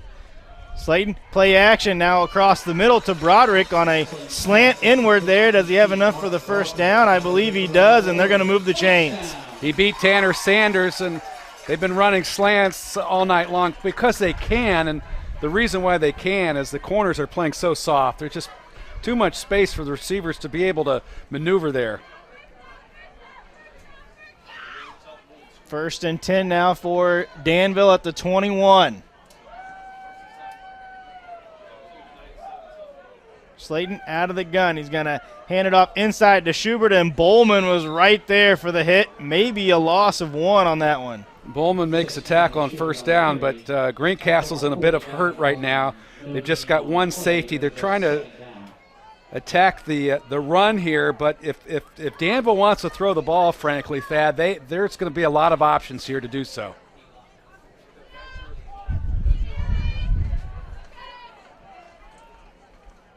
Slayton, he's going to keep it himself here. Schubert, the lead blocker, he's going to gain a few yards, going to get to the, looks like they'll mark him down at the 17-yard line, so a gain of a few there for Slayton. Again, Meyer running to the football very well for Greencastle there, but good positive yardage for Danville. And I still think they can throw the football as they spread this thing out. They've got a lot of mismatches with Zane Thomas and Dustin in the ballgame, and Connor Jones split wide to the right. Connor Jones at 6'4", 195. He can get his hands on the football. There's no way the defensive back can cover him because there's a big size mismatch there. 3rd and 6. They're going to keep it there with Slayton. He's going to pick up 2 to the 15. That's going to set up 4th down and 4 here for Danville. All right, Mike, let's put your coaching hat on. 4th and 4, nearly midway through the 3rd quarter here. You leave the offense out and go for it in this position? Well, it looks like right now they're going to try to, maybe run the football here. Maybe a little wildcat action, not quite sure, because Wooten's out on the field and Slayton's out of the ball game. But there's still about 4 yards left before they hit the marker here. That's Luke Wooten, number 23, lined up in the backfield. Extra men at the line of scrimmage and a whistle, and that's going to be a delay of game, I believe, going to be called against Danville. Yep, and that was not planned. That was certainly not planned. They did not want to have that happen, and now that might change things dramatically here in terms of a play call. Go from 4th and 4 now to 4th and 9. And I still think they can throw the football. They've got plenty of mismatches here in terms of the receiver unit, and I suspect Broderick, based on what we've seen during the course of the year, might be the primary target here, number 18. Big play in this game coming up. 4th down and 9 for Danville. Slayton out of the gun. 2 receivers each side of the formation. Schubert lined up to his right. Slayton back to pass. Looking to his left. Lofts it to the end zone. He's got a man down there in the darkness, and he makes the grab, and it's a touchdown for the Warriors on 4th and 9. They work Zane Thomas on Meyer. Pretty good matchup because Meyer is basically an outside linebacker, and Thomas has shown some speed, particularly with that 81-yard toss. But again, you've got to give credit to the offensive line, particularly Schubert, the running back, did a good job picking up Bowman on the blitz. Great delivery by Slayton. Just absolutely fantastic. Second touchdown grab of the night for Thomas, and a big-time answer for Danville. That puts them up 27-7 with the point after coming here. Kick is up. Kick is good. Wide left was that kick, so 27-7 for Danville. 6:36 to go here in the 3rd quarter. Well, he just missed it to the left. I don't think a point's going to make a difference right now in this ball game because that touchdown's enormous at 27-7. Again, that puts Greencastle in the hole, and I don't think they're used to playing behind too much with the record of 8-1. They've been pretty much ahead most of the season. But again, look at Schubert, number 6, doing a really good job on Bowman, blitzing the quarterback, and just a great delivery to Thomas. And how about this, Mike? You think about it. You go 4th and 4, you get the delay of game, you push them back 5 yards. Coach Wood says, we're still going to go for it. Not only do you go for it, you say, let's go for the whole thing to the back of the end zone, and a great pass from Slayton, and Thomas back there gets his feet inbounds, and a great catch for Thomas as well. 6 points after that. If there's anything you can learn, in terms of tournament play, it is this. It is that the aggressor normally wins. If you're not playing aggressive football, you're not going to be able to achieve success, and hats off to the Danville coaching staff there. Short kick fielded by Greencastle and pushed up the left sideline to about the 39, maybe the 40-yard line. I didn't see who it was there for the Tiger Cubs that fielded that kick. And it was Moody, the running back, number 20. Big series upcoming now. We're still in the third period. There's still plenty of time for Greencastle to get themselves back in the ball game. But they've got to be able to move the football here, at least flip the field to be able to get the ball into scoring position. Baxter out of the gun. He's going to hand it off to Bowman. Bowman hit in the backfield. Steel churning and maybe got back to the line of scrimmage. Alex Skinner did a really good job somehow finding a way to slice in the backfield, slow Bowman down. That hesitation play right there is not going to get you much, especially with that kind of penetration that Thomas, 53, had, as well as Skinner. And the fact that they tackled him inbounds and the clock runs. 2nd and 10 now for the Tiger Cubs of Greencastle. 27-7, 20-point deficit here for the Cubs midway through the third quarter. Baxter, a pump fake, then he's going to throw it late, gets it to Bowman. Bowman for a couple of yards, and it was a dangerous pass there from Braden Baxter, but it was complete to Bowman. Somehow Thomas found him peeling off of a block there. That's a great catch by Bowman. Barely had his head turned around after making that block. He expected the ball to come out a little bit quicker than that, and I don't know how he caught that one. No, it was a difficult toss to make and a difficult catch to make, but again, positive yards is what Greencastle needs. They're very close to that first down marker. 3rd and 2 now.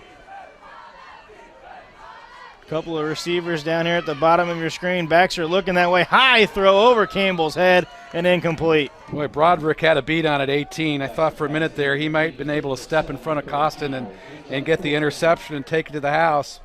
And fortunately for Baxter, he overthrew the ball. And we'll see what the Cubs elect to do here. 4th and 2. Near midfield, and they're going to bring Costin in, and they're going to punt it away. Yeah, I think you have to flip the field. I don't think they're in a position where they can take a risk and go for it, because if so, that's the ball game. Broderick and Wooten back deep for Danville.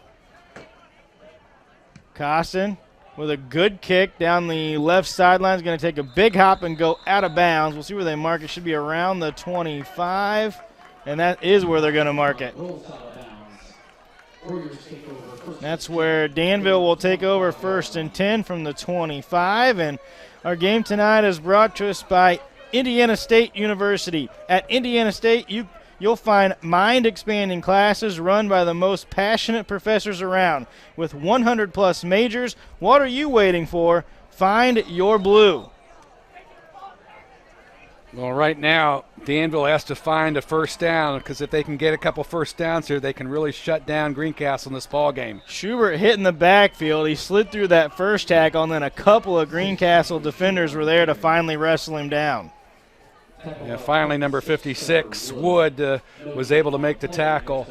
70 stops coming into this ball game. He's not been much of a factor. He had 21 tackles for losses.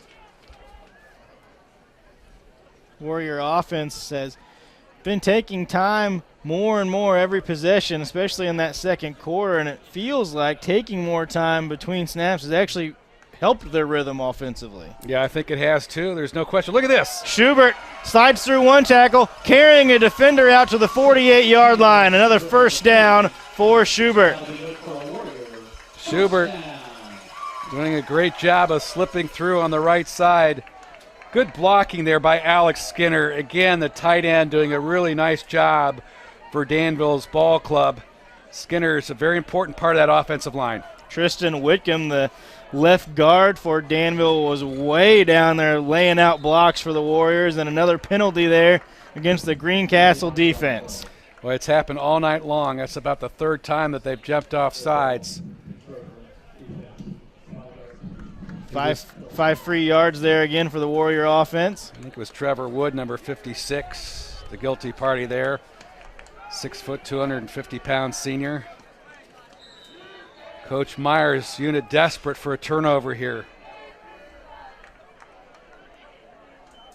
Slayton fakes the handoff to Schubert across the middle and incomplete. They came off the edge, and fortunately for Slayton, he got the ball off out of his hands before he was hammered. That would have been disastrous. That could have been a fumble.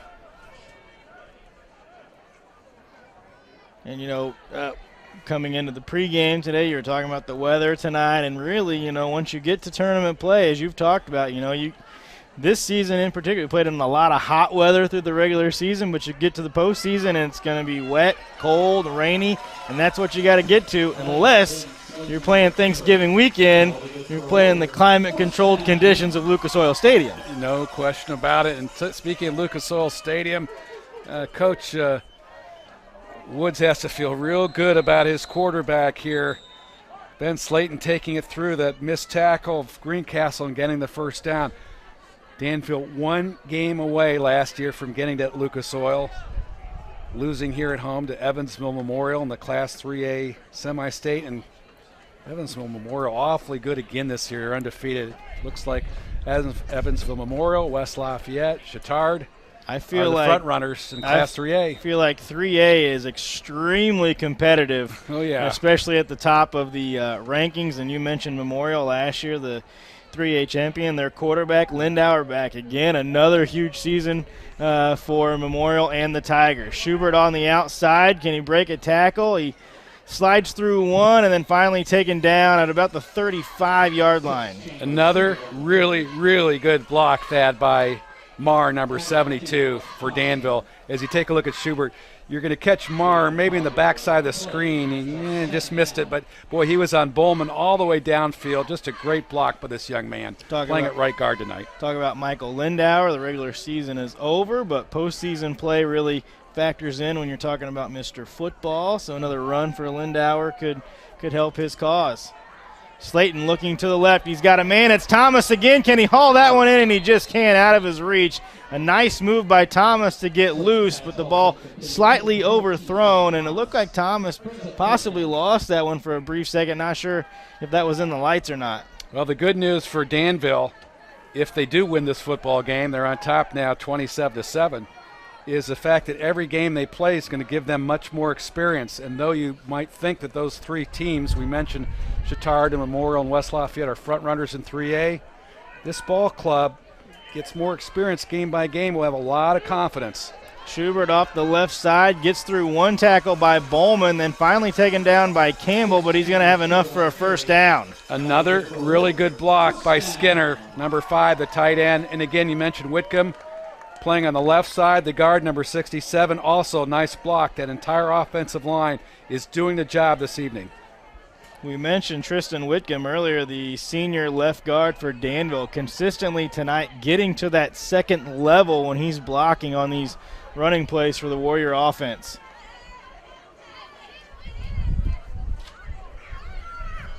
Slayton hands it off to Schubert, this time off the right side. He's going to be taken down there by Bowman after a gain of 3. Bowman gets the tackle, but not before Jackson Douglas, number 59, gets his hands on him and has a good block downfield. And again, look at Skinner, number 5. He's just tremendous. Great block by the tight end, number 5.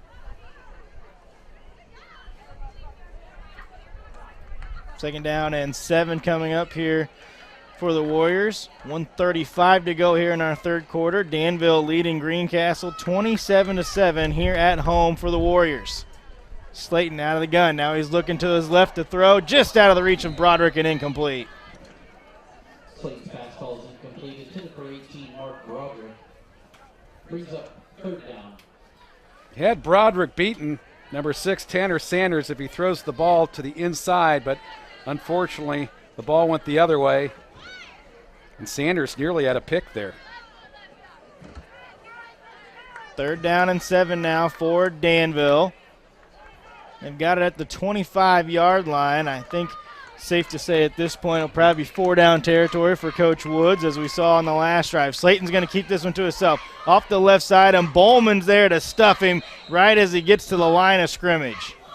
Bowman has been sensational tonight, but he can't do it by himself. Great job of reading that play. Comes in and breaks down and makes the tackle on Slayton. And Danville's going to go for it. I think they're going to say that he lost a yard on that one, so it's going to be 4th and 8. Last drive, 4th and 9, 20-yard touchdown pass for Danville. Now it's 4th and 8 from the 26. Slayton out of the gun. Fakes the inside handoff to Schubert. Now he's looking to his right. He's got a man across the middle that was looking for Jones, but it was incomplete, just thrown out in front of him just a little bit too much. Yep, he released that a little bit too soon, and the ball really took off on him, and I think it got lofted up in the wind. The wind really carried that football out of bounds. Wow, look at that. And Greencastle will take over now. 1st and 10 at the 26, 35 seconds to go here in this third quarter, and the Tiger Cubs are going to have to score and score quickly here to try to get back in this football game. Yeah, and even though Danville turned the ball over on downs, they still flipped the field. They still won the battlefield position. Hand off to Bowman, and Bowman not much there, maybe a loss of 1. He doesn't have much in the tank, but Schubert and Dutra, again, the two of them combined to make the tackle. Tackled by 6, Chandler Schubert, and 9, Ethan Dutra. Boy, those guys are just all over the field tonight, and you got to give credit to all these kids because, as you mentioned, on both sides of the football, you've got both clubs playing kids both ways. That's hard to do. You know, as many times as you said Ethan Dutra's name tonight, if you had a bingo board, you could have covered every square with how many times we've said his name tonight. That's going to do it for the end of the third quarter. Danville leading Greencastle 27-7. 12 minutes remaining in this contest to see who survives and advances to next week in the semifinals of sectional play. You're watching high school football on the ISC Sports Network. Again? I'm going to miss the big game. Troubled by your TV provider? Endeavor is here with ETV. With Endeavor's television service, there's no need to worry about a thunderstorm or whether your satellite dish is pointed in the right direction. We also provide internet, wireless, security, and telephone services with outstanding local support. Give us a call or visit weendeavor.com to see if you're in our service area. Endeavor Communications. Technology for real people. And just like that, it is a 1-run lead for Texas. Pushes it ahead with the jam. Down. We're going to see a slamma-jamma. Put it in the air. Marley's there. Touchdown. Is it caught? Touchdown. Are you kidding me? Came down with the ball in the end zone. With the 3. Up the middle. Touchdown. Looking for the alley-oop. Blue is engineering technology, aviation, public health, business, and 100 other majors. Blue is a 4-year graduation guarantee. Blue is filled with researchers, scholars, explorers, creators. Blue is commended by Forbes and the Princeton Review. Blue is 150 years of sycamores making the world bolder, healthier, greener, wiser, better. Blue is Indiana State University. There's more to Blue. Not getting their messages? Have no fear. Endeavor is here with eWireless. Endeavor Communications combines the nation's largest 4G LTE network with friendly hometown service, so you'll always be connected to your kids. We also provide internet, television, security, and telephone services with outstanding local support. Give us a call or visit weendeavor.com to see if you're in our service area. Endeavor Communications. Technology for real people. Back here to start the fourth quarter from Danville High School, where the Warriors leading the traveling Tiger Cubs from Greencastle 27-7. Greencastle with the football here to start the fourth quarter, trying to get their offense in gear. 2nd down and 11, though, for the Tiger Cubs. Well, the tough part is now Greencastle's going to be pressing and try to work quickly against this clock. Baxter back to throw across the middle of the field. He's got Campbell out there, knocked away defensively at the last second. That was Broderick on the coverage for Danville. As we talked about, we've got a lot of kids playing both ways. Campbell and Broderick playing both defense and offense. Good toss by Baxter, and good job playing defensive back and over the top. Broderick knocking it away. 3rd down and long here for Greencastle, and even after a nice pass attempt there, they've still not found much success through the air tonight. 3rd and long puts them in a tough spot. Not at all, especially with this wind. It's really causing havoc out here. The ball's taking off very quickly. Baxter looking to throw. He's under pressure, lofts it up. He's got a man. It was Costin. He threw it too far out of his reach and incomplete. Boy, Costin, he had Waddell beat clearly down the middle of the field. And Baxter took a shot on that one right after he released the football. Here you can see Baxter, and he takes that big hit, barely gets rid of the football in time, and incomplete there, intended for Costin. And there is a flag on the play. And looks like, Thad, that's going to push Greencastle back. Could be a hold. Will be a hold there. They're going to decline the penalty, forcing now 4th and 11. And with the wind the way it's been working, he should have a pretty good kick here.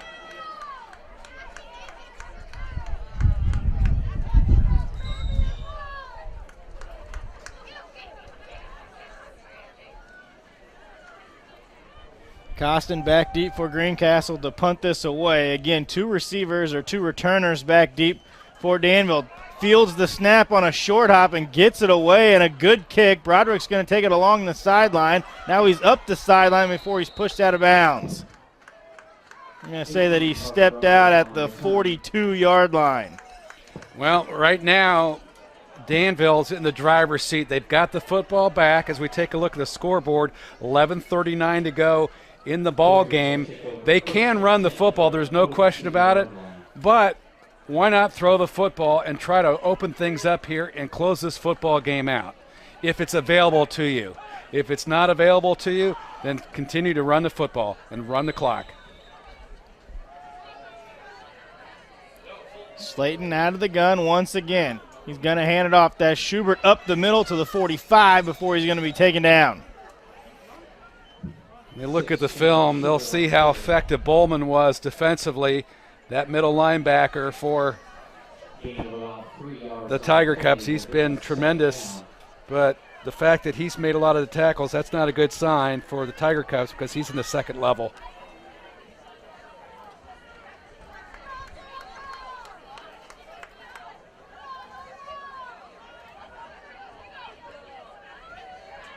Slayton hands it off to Schubert once again, bouncing off the pile, now to midfield and into Greencastle territory at the 49. And at some point, if you're Greencastle, Thad, you have to be concerned about the clock running. They still have all their timeouts. The question is, when are they going to use them? Probably not right now. That's 3rd and short, and you have to suspect that Danville probably can run the football and move the chains. And right now it looks like offensively for Danville, they're very content letting that offensive line lean against Greencastle and just letting Schubert take it right up the middle. This time outside off the right-hand side. He leans forward, dives forward, I should say, and he's got enough for a 1st down, and then a flag came in late from the back judge. Look at Marr, number 72. Oh, he hammers Dakota Campbell there. Sends him back 2 or 3 yards. There's a hold on the Warriors. That's a big penalty for Greencastle. They needed that. That's going to push them back. That gives them some hope and an ability to stop the clock.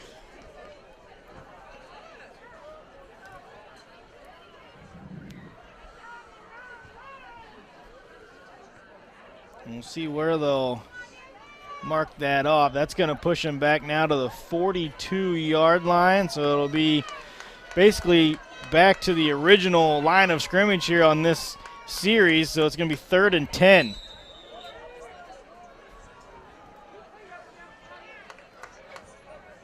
Four wide receivers now for Danville, 2 to each side. Schubert to the left of Slayton out of the shotgun. He's going to look to his left, now through his progressions. Now he's going to look right across the seam, just a little bit too high for Connor Jones. A good look there by Slayton down the middle of the field for Jones. Again, he had the defense beat. The throw is just over the top. Good job of pass blocking, particularly by the center there, number 70, Nolan Morton for the Danville Warriors. Nolan Morton has done a really nice job throughout the course of the ball game, snapping the ball and protecting his quarterback. 4th and 10. Slayton back deep now to punt it away. 2 returners back now for Greencastle. Slayton, rugby style once again as he runs to his right, boots it away. Taken in at the 30-yard line, and he's going to be wrestled down and tackled back there by the Warrior special team unit. Great effort there by Jake Comer, number 84, the sophomore, 6 foot, 175-pounder, comes up and makes a special teams tackle for Coach Woods. And that's where Greencastle will take over offensively. Just under 10 minutes to play, 9:56. They trail by 20 points, so the Tiger Cubs got to ramp it up here offensively.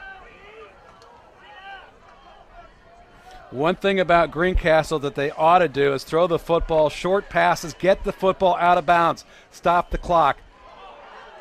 Nearly lost the snap. Baxter finally controls it, and he's going to lose maybe 5 full yards on that. That's exactly what they didn't want to do, because that's going to cause a lot of time to run off the clock, and Baxter got hit so hard. You take a really good beat there by Rice, number 38, and Skinner, number 5. And not only that, but Baxter, as you see, has to run off to the sideline to get a play call. Takes up too much time when they're down by 3 scores.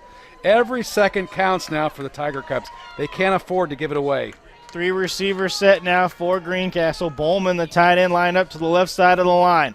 Baxter, inside handoff to Moody. Moody hit up front, right at the line of scrimmage. He's going to be taken down. My goodness, Dutra again. He just is flying all over the field.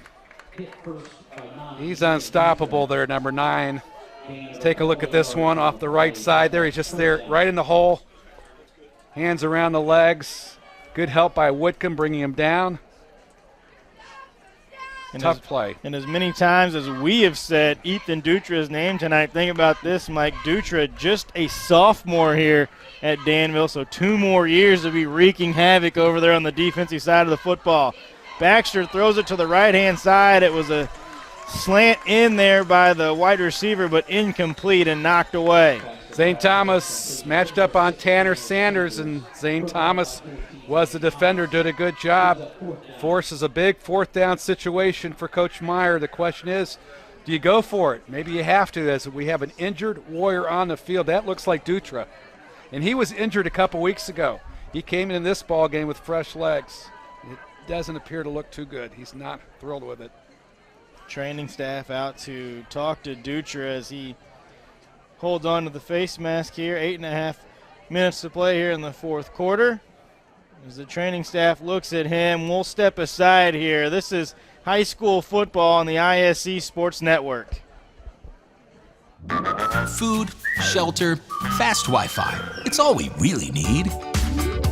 Good thing Endeavor has the fast, reliable internet it takes to power all the Wi-Fi hungry gadgets in your home. All at once.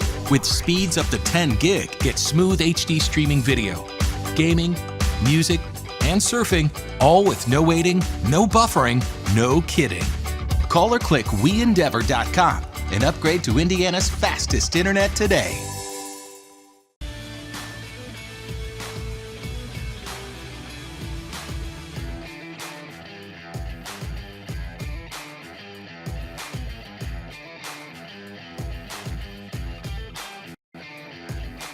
Keep up to date with your favorite high school, college, and semi-professional teams on the ISC Sports app. Download it today from the App Store, Google Play, or on Roku. The ISC Sports Network. Local lives here. Ethan Dutra, the injured Warrior, being helped off the field by the defensive coordinator and the assistance of the training staff. Now his teammate comes to help him out, and as Mike said, he was dinged up a couple weeks ago, set out. He was back fresh for this game, and he's really been dominant on the defensive side of the football, and now dinged up again. Hopefully nothing serious, as the Warriors looking to advance tonight and making another deep tournament run. And as Mike mentioned earlier, Dutra's brother playing over at Marion. You can check that game out on the ISC Sports Network tomorrow afternoon. College football around the state of Indiana, and maybe no team better right now in the college ranks than Marion, especially at the NAIA level. Punt fielded by Broderick, and he's going to advance it out to the 38-yard line there for Danville. That's a remarkable story when you think about Marion. Rags to riches, where they didn't have a football program, and then President Dan Elsner, under his leadership, were able to put things together. The first year they played their games at Pike High School, and then they had the great St. Vincent's Field put together, and hired an outstanding football mentor in Ted Karras, and turned this thing around. And now Mark Henninger has taken the baton, has done as good a job as Ted, and they're in the national picture once again. Talk about like small college football level in Indiana, and obviously the Division I programs kind of get all the headlines: IU, Purdue, Notre Dame, and Ball State. But you think about small college football in Indiana, when you've got Marion and you've got Franklin, and you see all the success the HCAC teams have had, and Wabash and DePaul with their battles, and the Victory Belt game. There's a lot going on at the small, and I didn't even mention UIndy in Division II. And a lot of it is reflective of this talent that we have across the state, including this game. I think there are probably 5 to 10 players that are capable of playing Division III NAIA football, maybe more. Slayton hands it off to Schubert. Schubert up the middle, gets across the 35 to the, we'll call it the 38, and maybe back to the original line of scrimmage there to set up third down. Well, about 5 yards on the play, brings up third down. At this point in the ball game, as the clock continues to run, this is really helpful for Danville. They don't need to rush anything. They need to take their time getting the play call in, running that clock down as far as they possibly can. And frankly, even if they don't get a first down here and have to punt, they're still in great situation with a 3-touchdown lead score. Slayton's going to go out of the gun. Play clock down to 4. Moves a receiver in motion, snaps the ball with 1, now off to Schubert. Schubert's got some space. He's across the 50 to the 45 to the 40 before he's going to be taken down. Big gain of 20 yards there for the Warriors, and another first down. When all said and done, Schubert will have well over 100 yards rushing this ball game. He's been really good, but it's also great blocking up front. Again, Marr, number 72, doing a tremendous job up front on one of the D linemen for the Tiger Cubs. Marr, another exceptional player. He's got the capacity to play at a high level after high school's over. It's no doubt about that. Number 72 playing both ways. He's a really, really sound football player. And I don't want to shortchange Schubert. I said that was a 20-yard gain. That was a 22-yard gain. I'm sure his personal statisticians watching this game wants to keep track of that. There he is again. He's loose. A gain of 10, maybe 11, and it looks like another first down for the Warriors. And right now, Greencastle's spirit is broken. There's no doubt about that. I think they're within reality of understanding that this could be their last football game of the season. Those defensive linemen really tired, gassed out. Their hands are at their hips. The offensive line for Danville has won this football game. 4 receivers now in the formation for Danville. Slayton still going to hand it off to Schubert up the middle. He's got some more room. That's a 10-yard gain, a 12-yard gain now for Schubert, and another first down. And as you talked about, now they are just running the football at will right up the middle, right at the Greencastle defense. Yeah, and those offensive linemen are blasting off the line of scrimmage. If mention his name again, the center, Nolan Morton, number 70. doing a really good job on the inside linebacker there, plowing a nice hole to the right side for his running back teammate. Warriors again look to the sideline offensively, taking their time. Play clock down to 10. Now Slayton's going to take the snap. Hands it off to Schubert off the right side, and that's where he's going to be drugged down by Bowman. 5, Alex Skinner on the carry. Tackled by 40, Gavin Bowman. Pardon me, that was Skinner in on that carry there for Danville, number 5. And he's coming out of the ball game because he has to. His helmet fell off. Once your helmet comes off in high school football, you have to leave the game for at least one play. Number 53, Thomas. Really good job on the offensive line tonight. Kudos to him as well. Doing a good job of drive blocking and also in pass protection for Slayton. Slayton, play action. This time he's going to throw it to the end zone. Did he haul it in? No, knocked away at the last second there defensively, and that was costing for Greencastle. Dominic Wynn was the intended receiver. He's a sophomore, 6'2", 180 pounds. I tell you what, Danville's got a lot in the cupboard. They're going to be really good next year. There's no question about it. They've got a lot of youngsters coming back. The question is, who are they going to find to replace Slayton at quarterback? He's a pretty dynamic fella. 3rd down and 7 for Danville. Slayton out of the gun. Hands it off to Schubert. Schubert off the right side. He's inside the 10. He sticks the football out to see how close he can get to the first down marker, and I think he's going to be a yard short. It'll be 4th and 1 now for Danville. Marr and Whitcomb, 67. And also 59, Jackson Douglas doing a good job on the right side for the Warriors. Schubert's going to check out now. Skinner into the game. 4th and 1. 4 minutes, 15 seconds to play. Slayton hands it off to Skinner. Skinner into the line, and I think he got that 1 yard, and it's going to be a first down for Danville. Interesting lineup for the Tiger Cats there. Just one linebacker was Bowman, and Bowman has to slide over and make the tackle. And again, you see that offensive line moving forward, and I really like the way the center's playing tonight. Nolan Morton, he's going to grade out really, really well. They're going to say that he did not get the yard to gain, so Greencastle is going to take over with 4:08 to go. But they knocked off about 3 minutes off the clock, which is making it very, very difficult now for Greencastle to find a way to get back in the ball game.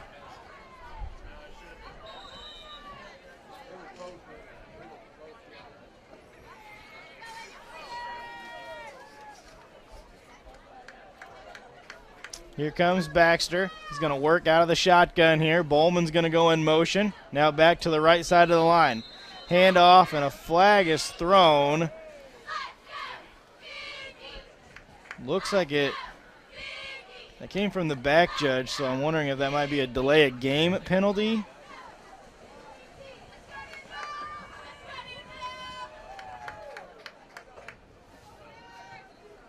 Wayne Adams, the defensive tackle. There's a substitution penalty on Danville. Wayne Adams, by the way, that number 56 defensive tackle. I've not mentioned his name. He's the sophomore.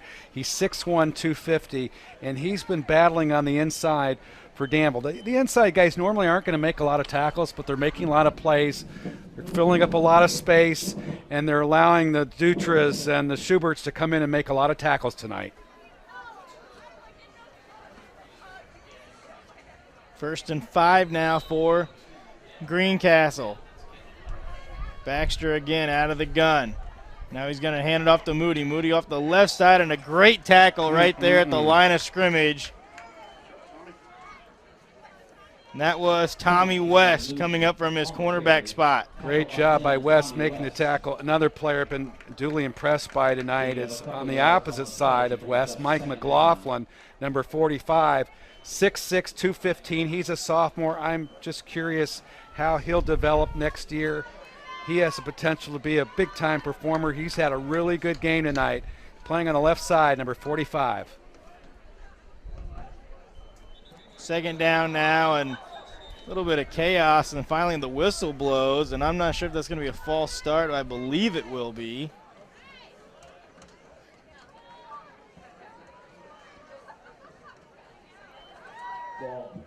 Yep, and it will be. So that's going to push them back. So the 5 yards they gained on the earlier penalty, they give it right back here. It'll be 2nd and 9.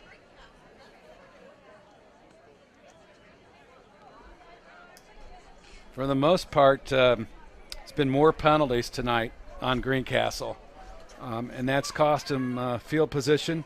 It's cost him, first down efficiency. Now forces them into that deep 2nd and long.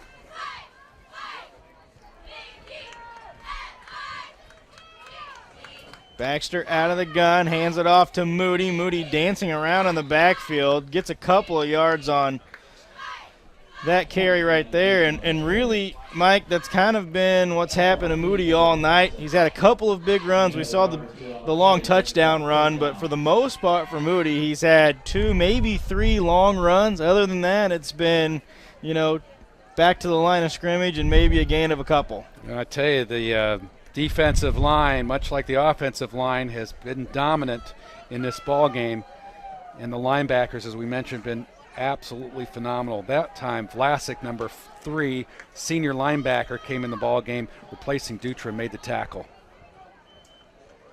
Baxter going to throw, and he's got a man, and the receiver makes the grab, and it's enough for a first down for the Tiger Cubs. Well, they finally were able to throw the football. Tanner Sanders. Yeah, Sanders is he's a pretty good athlete. They just have not been able to connect with them tonight. Good coverage there by the Warriors. Caleb Stevens is checking the ball game, a sophomore, 6 foot, 175-pounder. There's a lot of sophomores in this lineup here tonight for Danville. Baxter looking to go deep. He's got a man. It's Costin. He goes up, can't bring it down. Pass incomplete. Just enough time there to close. Waddell did a good job. Yeah, Carson Waddell back on the coverage.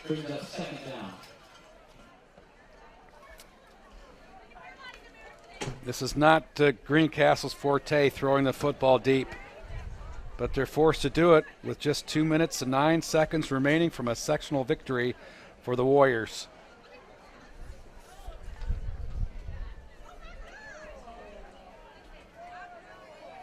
Second and 10 now for Greencastle. 2:11 on the clock. Baxter looking to throw under pressure. Sneaks out of the pocket. No, he can't. Taken down in the backfield once again, and a sack for the Warriors. Great pressure there by Aiden McCormick, number 61.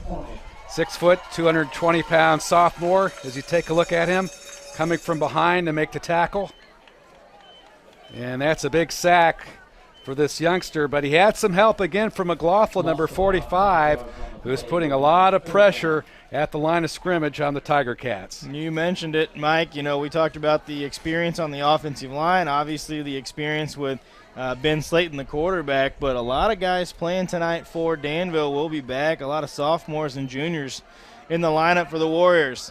Baxter under pressure again. Can he get it away? He does, and that pass is going to be incomplete, overthrowing Costin on the sideline to set up 4th down and long. It'll be an interesting sectional semifinal next week. You have to figure that probably Tri-West is going to advance, and these two teams played earlier in the year, county rivals, with Danville coming on top 35-28. Both teams came into sectional play 5-4 on the season. As Mike mentioned, the winner of this game, Danville looks to be in the driver's seat for that, will take on the winner of South Vermilion and Tri-West. On the other side of the sectional bracket, Sullivan was leading West Vigo pretty handily at halftime. They would advance to face the winner of Monrovia and Brown County. The Bulldogs at Monrovia, they were leading Brown County 35-0 at the break. So hypothetically speaking here, Mike, that would set up some pretty interesting sectional semifinals with Danville and Tri-West and Sullivan against Monrovia. Really nice matchups there. And we know Monrovia's just tremendous tradition there over the years, and we also recognize that Sullivan has had an outstanding year. The Arrows, I believe, were 7-2. That would make them 8-2 coming into the sectional semifinal. And then, as you mentioned, these two ball clubs, the Bruins of Tri-West and the Danville Warriors for the sectional semifinal. We got some good ones in Class 3A brewing here in this sectional. Slayton still in at quarterback. He's going to hand this one off to Skinner. Skinner into Greencastle territory. He's got enough for a first down. He's finally going to be taken down at the 36-yard line. That's going to take us under a minute to play once the clock restarts here as the chains get set. And so next week, Danville will play, as we mentioned, the winner of South Vermilion and Tri-West. That game will be over at Tri-West if they are victorious tonight. Well, Skinner was the starting running back at the beginning of the year. He had 50 carries for 172 yards coming into the ball game. You can see why Schubert has earned the starting nod. He's been the workhorse for Danville tonight. Victory formation now for the Warriors. Slayton takes the knee. We'll check the clock, and that should be the final snap of the game as we go under 30 seconds. We'll wait for them to start the play clock, and I think that's going to do it, and it will.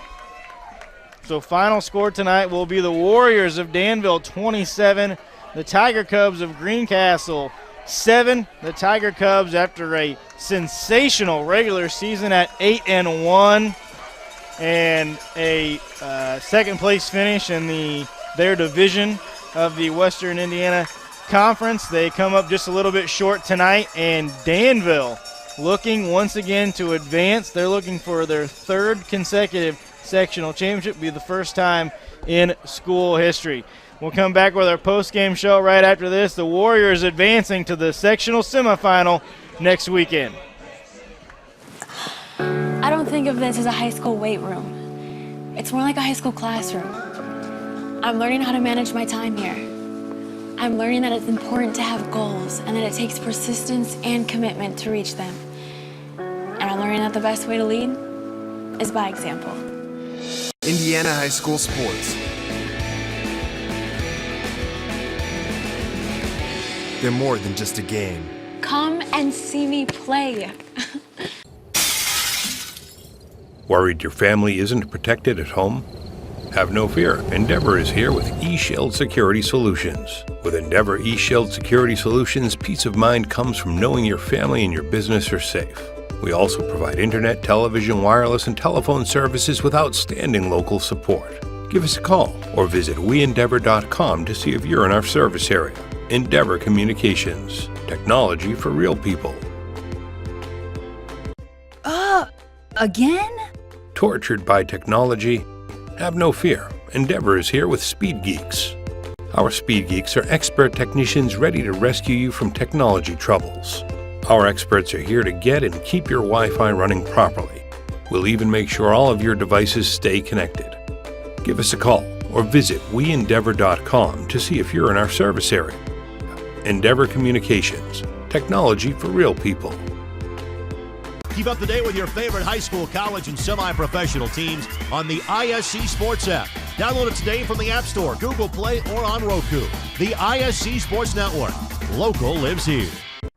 Tired of watching the same old things on TV? Something new is on the horizon.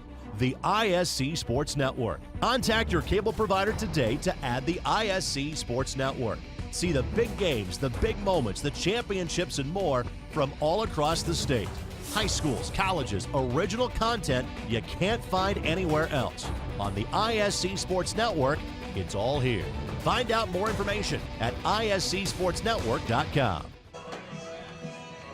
Back here at Danville High School, where the Warriors victorious tonight over the traveling Greencastle Tiger Cubs 27-7. Thad Van Duvener and Mike Wolinski have been with you all night tonight, and really, Mike, it was a pretty dominating performance from Danville up front on the line of scrimmage on both sides of the football. There's no doubt about it. The Warriors won the ball game in the trenches, and two guys that I think played extremely well on the inside were Marr, number 72, and Skinner, the tight end. I thought they played extremely well tonight, and they did a great job of opening up holes. And then defensively, before Dutra went down, he was just phenomenal. He was all over the field. Hard to get after when you got Dutra and Wooten on the backside. You got a pretty good defensive group. This is our Endeavor E-Tex post-game wrap-up show, and we had a shot there of Danville head coach Casey Woods talking to his squad, all the parents and the students gather around, and we talked about this during the game. When you get a guy from that school and he comes back and he can build the program like Coach Woods has done, it maybe is a little bit more special for the local and the local town and the community. Well, that's no doubt about it. It's a great fit for this institution, for Casey Woods to be here. But also the fact that over the last 2 years they've had sound leadership at the quarterback spot. I thought Highland was pretty good for them last year, and Ben Slayton is doing a really good job taking a young ball club. I mean, basically the Danville Warriors only have 12 seniors on this roster, and Ben Slayton, as I've mentioned earlier, is a gunslinger. He can throw the football around, and he's got some pretty good targets. But schematically, I think Coach Woods has put him in a position to be successful. You mentioned the cupboard's not bare here with the talent that Danville has around them. The wide receivers, every one of them over 6 foot tall, the guys that started tonight. And then you got Chandler Schubert in the backfield next to you. And they've got a lot of weapons they can utilize offensively for quarterback Ben Slayton. No question about it, but you also have to give your credit to Greencastle for coming in here. We knew Coach Meyer was 0-4 against Danville, and Damon Moody, the senior, had a great year. He had 1,400 yards plus coming into the ball game, and Danville did a really good job in honing in on him. But defensively, very impressed by Gavin Bowman. At 6'5", 230, we've seen him play basketball for the last couple of years. Pretty decent basketball player, but boy, he can play football. He is a really good linebacker. We were talking about the guys that were out there on the field tonight that could play some college football at the next level. I think that he would be on that short list, would he not? I definitely would go after him if I'm one of these programs across the state of Indiana. He's a good one. Maybe Coach Lynch maybe says, hey, why don't you just come down the road, play for the Tigers over here, you know? Definitely. He could definitely play and be a factor at Division III DePauw. This is one of my favorite parts of the night, when I get to put my partner Mike Walensky on the spot and I make him choose the player of the game for tonight. Who you got? Well, there's no doubt about it. Schubert was absolutely fantastic. Chandler Schubert, the running back, not only was he fantastic offensively, but along with Wooten and Dutra and the entire group, McLaughlin, was really good defensively. So congratulations to Chandler Schubert, our player of the game. Schubert, the junior running back, 5'10", 180, had the 13-yard touchdown run in the second quarter for Danville. And our player of the game tonight is brought to us by the Farmers Bank, my bank for life. Now time for our play of the game. And we talked a lot about the work up front and in the running game for Danville, but you can't go past this play of the game. Electrifying work from not only the offensive line, but the quarterback Ben Slayton putting one right on the money to wide receiver Thomas. 81-yard touchdown pass. That play coming with just 14 seconds left in the first half. We were talking about the possibility of Danville going to the break, up 14 points and just coasting in, and Casey Woods says, nah, let's dial one up, put one in the senior quarterback's hands and let it air one out. That was a big call, and mention it again. I'll repeat this.